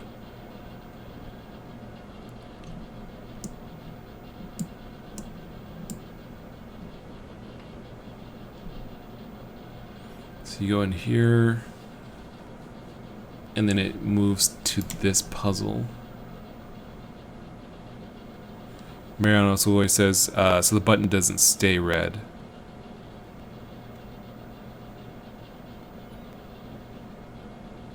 Oh, let me see. Alright, hold on. Let me go to my GUI here. Okay, that's something I've been meaning to look into a little bit. Where are we at?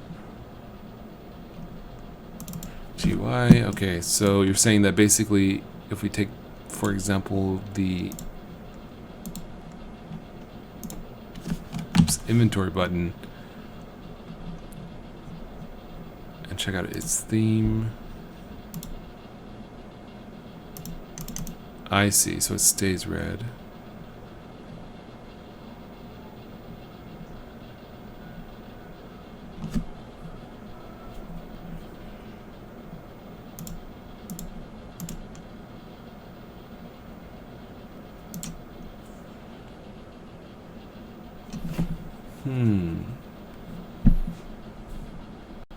I'll have to investigate that. I'm not too sure on that one. I'm not sure I'm not sure if I want to keep it that way or not.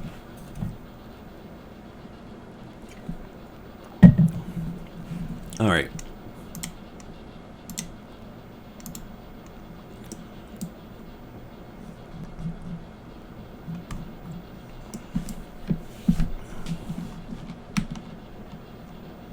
So I have these buttons you can press.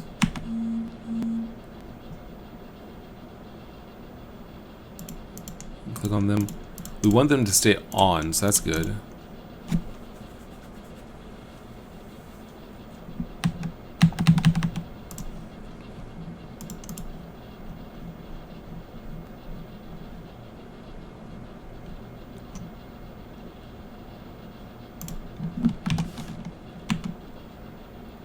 Alter Ego says, when looking to import animations from a sprite sheet, is the best way to get the necessary information about each frame in that sprite sheet to manually write it out in a metadata file. Generally, you would have whatever tool you're using export that data. Like Sprite, it'll do it in the format of JSON data. So, yeah, you shouldn't have to write it out manually. It should be something that you export from your animation tool. If you're animating in Godot, then you can use it to animate, so you don't need to have your animation information stored in another file that you read in to create the animations.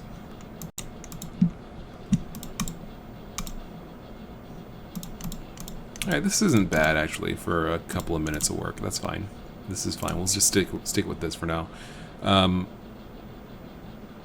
Oh, I see. So there's no position. Oh, because it's buttons. Oh.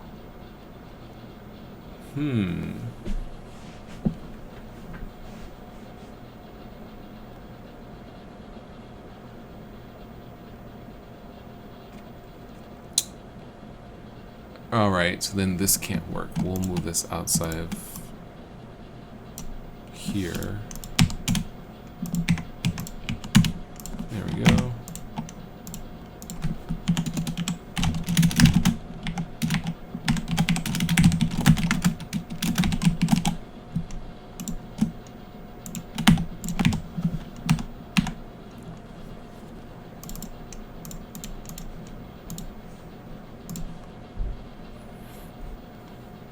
Okay, good.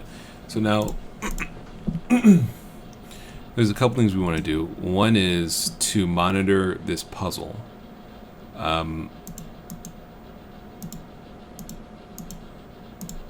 Yeah, so the easiest way to do that is to monitor the buttons and tell which ones are pressed, and then that's it. So we'll just make that part of this. Well, we'll make something in addition to this, I guess, that manages the puzzle. So we'll make a node 2D. Oops. Actually, it doesn't have to be node 2D because it's not a two-dimensional object. It can just be a node. Okay, this is going to be the puzzle solver.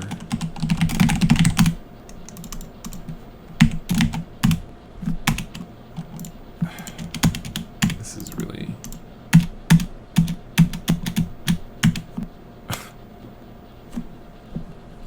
This is so annoying. I don't know why it's like doing this. Nero Orien says, it's now 2 a.m. at my location, but I woke up to say that you are awesome. Keep up the good work. Thank you. Thank you. I'm going to try to, but it's tough right now.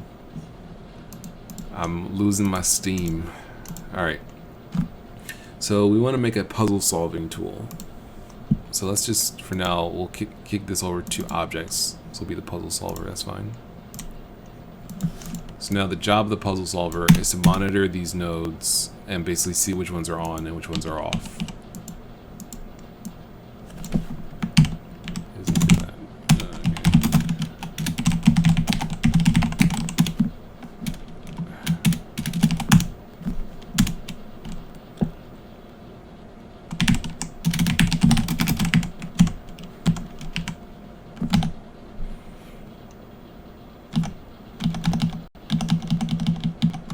Alright, so it's empty. There are leaves scattered about here.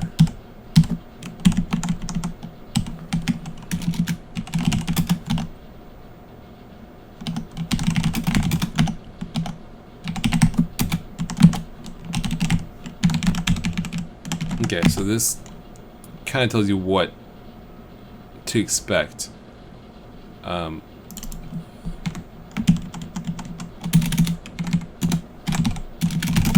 base is empty except for some wilted stems. Alright, so this tells you basically there's wilted stems for flowers, the vase is empty except for those wilted stems, and there are black, white, and purple leaves scattered around, which means that you want to leave unclicked black, white, and purple. So that's 3, 7, and 8. So the correct solution is 1, 2, 4, 5, 6, and 9. 1, 2, 4, 5, 6, 9. So now if I go over here, solve is going to be button 1. I guess I'll just do it like this. Solve is 1, 2, 4, 5,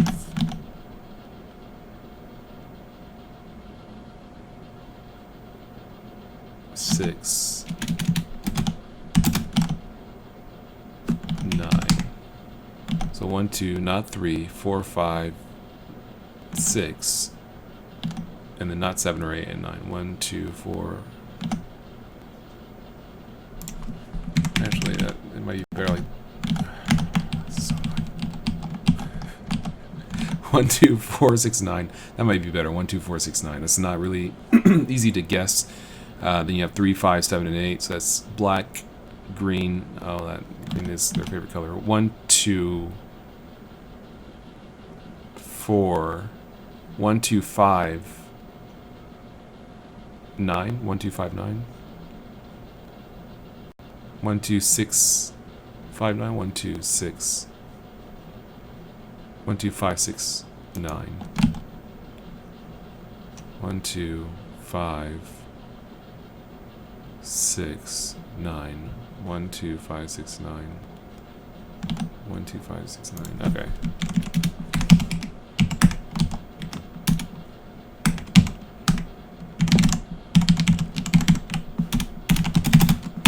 Okay, let's see. Alter Ego says, does Expert allow you to export custom data other than X and Y position and width and height, such as frame duration or frame anchor point? Frame duration, yes. That is in the form of tags or animations. Frame anchor point, no. You can export a slice that contains that information, but it doesn't. It doesn't by nature have a frame anchor point. You can make it like a slice for it, or you could put a pixel on a blank frame and then read that pixel.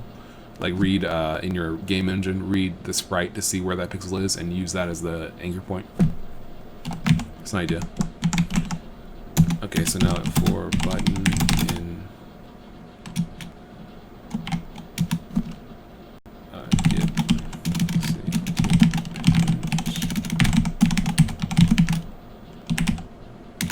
there's no such.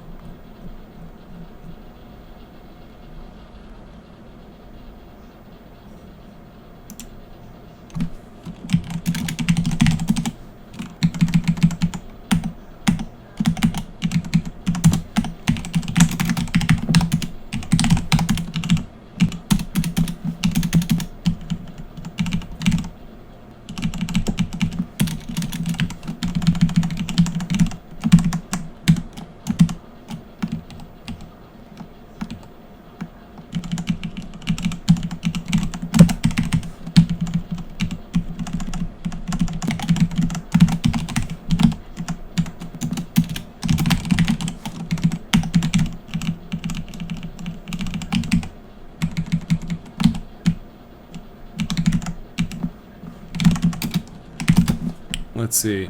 Marilyn Sulugoy says, also consider using groups. I don't think I need groups for this. This is pretty straightforward.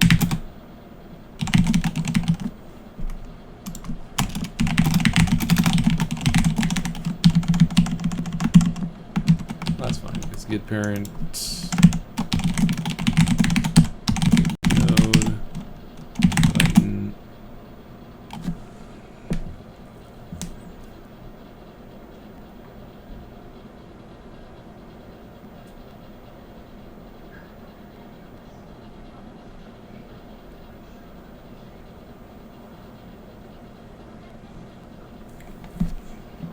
Okay, so I think I'm doing this a little bit incorrectly. So what we want to do is loop through all of these nodes and see if it's in this list, then is it pushed? And if it's not in this list, is it not pushed? That's the puzzle. So for button in get parent dot get children, if button dot name is equal to button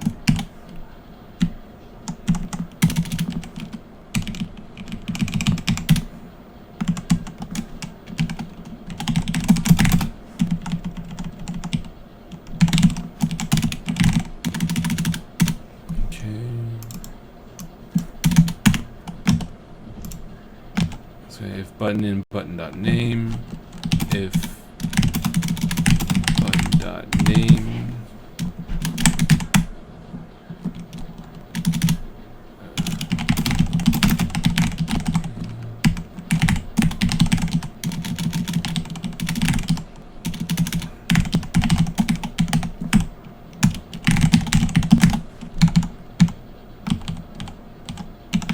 okay. 1, 2, 3, 4, 5, 6, 7, 8, 9. Okay, so now we'll just do it like this to be easy, because it's going to complain about comparing strings and strings to values. So we'll just say these are the correct buttons. Okay, so if index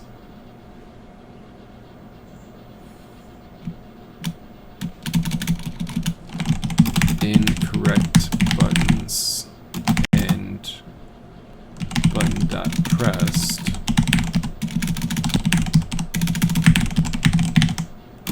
or not button dot pressed. Okay. So either the index is not in the corrected buttons. Well, okay, there's two possibilities here. The index is in there and the button's not pressed, or the index is not in there and the button is pressed. Alright, let's see how that works. So the correct buttons we have to push.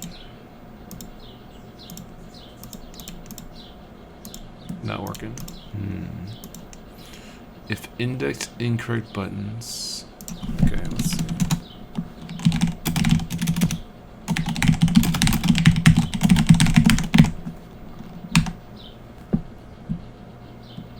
Okay, so there's some are in the correct in here.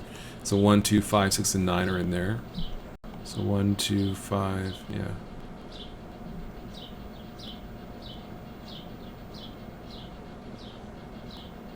Five, 6, blank, 7, 8, 9. Okay, so yeah, these are indexes and incorrect buttons, and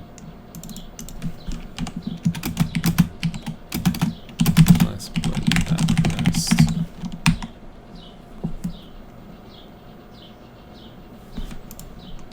Oh.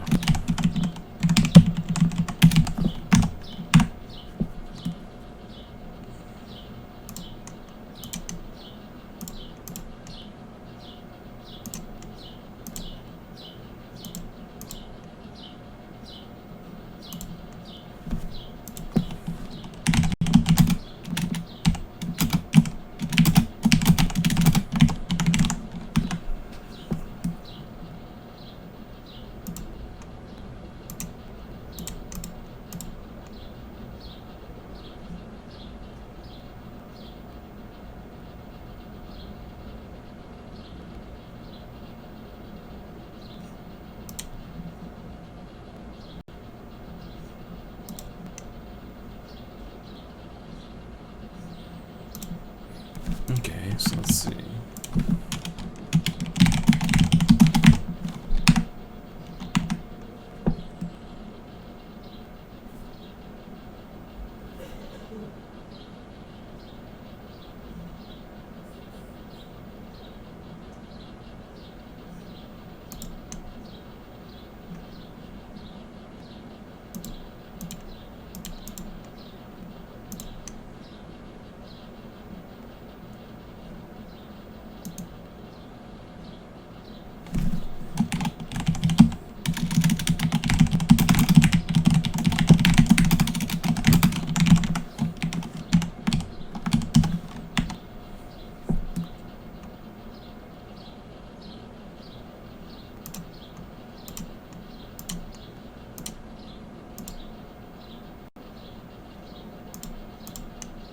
Yo, it's working.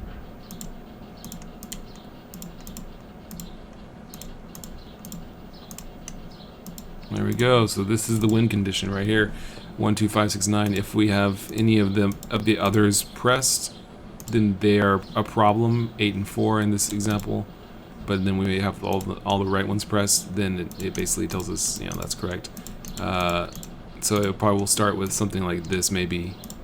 So you have to figure out, like, okay, so 1, 2, 5, 6, and 9 are supposed to be pressed, and 3, 4, 8, and 7 are not. There we go. That's the win.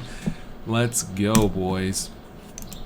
So now we just have to go ahead and actually do it like this. We're probably just going to do something like have this one be pressed, have this one be pressed, have this one be pressed, have 3 be pressed. So then you have to kind of figure out, like, oh, which ones are supposed to be pressed, which ones aren't. And you kind of have to be, you know, figure it out. Like that. Alright, cool. Alright, so I'm kind of dying here. I'm tired. I'm already tired. But I've been going for a couple hours, so I guess that's why. So what we'll do. What we'll do here.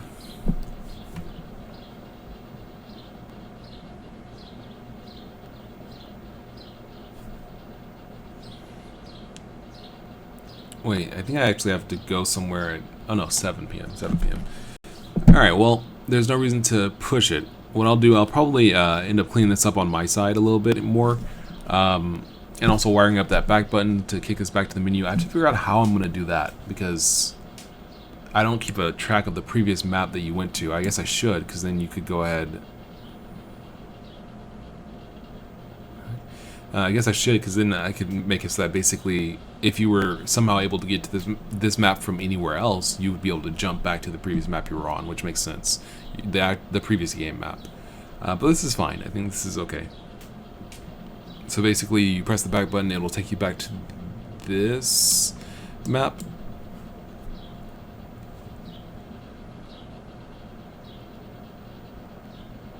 Yeah, that should work.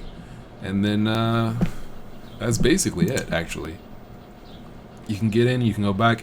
Once you solve it, it'll come back here. It needs to play an automatic message. So I need to also make a method to basically play like a message over the screen immediately that says, like, you know, it seems to be locked or something like that here. And then once you solve it and go back here, it should automatically play a message once you're at the door as well. So I have to figure that out and implement that into the NPC brain so that I can trigger stuff and say, like, oh, automatically, you know, trigger this event as soon as you get back, that kind of thing.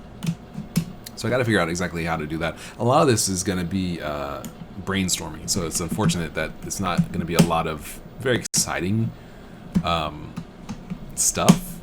It's going to be kind of like, you know, slow thinking, ho-hum, how do I do this? What do I do? How do I, you know, program this? What am I looking for? What information do I need? Kind of development, rather than kind of exciting like mechanics. But it's still fun, because this is part of game development, to basically push through and get stuff done. So I'm gonna finish up here, and I might do one more stream this weekend, maybe on Sunday, because I have Mario Maker, I have game development I could do, I have music I could make. I'm getting another game today, I think. So and I have an Elgato Cam Link, so it should be able to stream you know, games. So it's going to be interesting. I have to see if I want to do any streaming of anything else. But yeah, it's been going pretty well. The game's still shaping up, and I have to just press on even harder. All right, well, thank you very much for watching. I've been SolarLune. I'm going to end it off early today, and thank you very much for stopping by and watching my stream as I went ahead and yeah, tried implementing a little bit of a puzzle in Godot. All right, I'll see you later. Bye.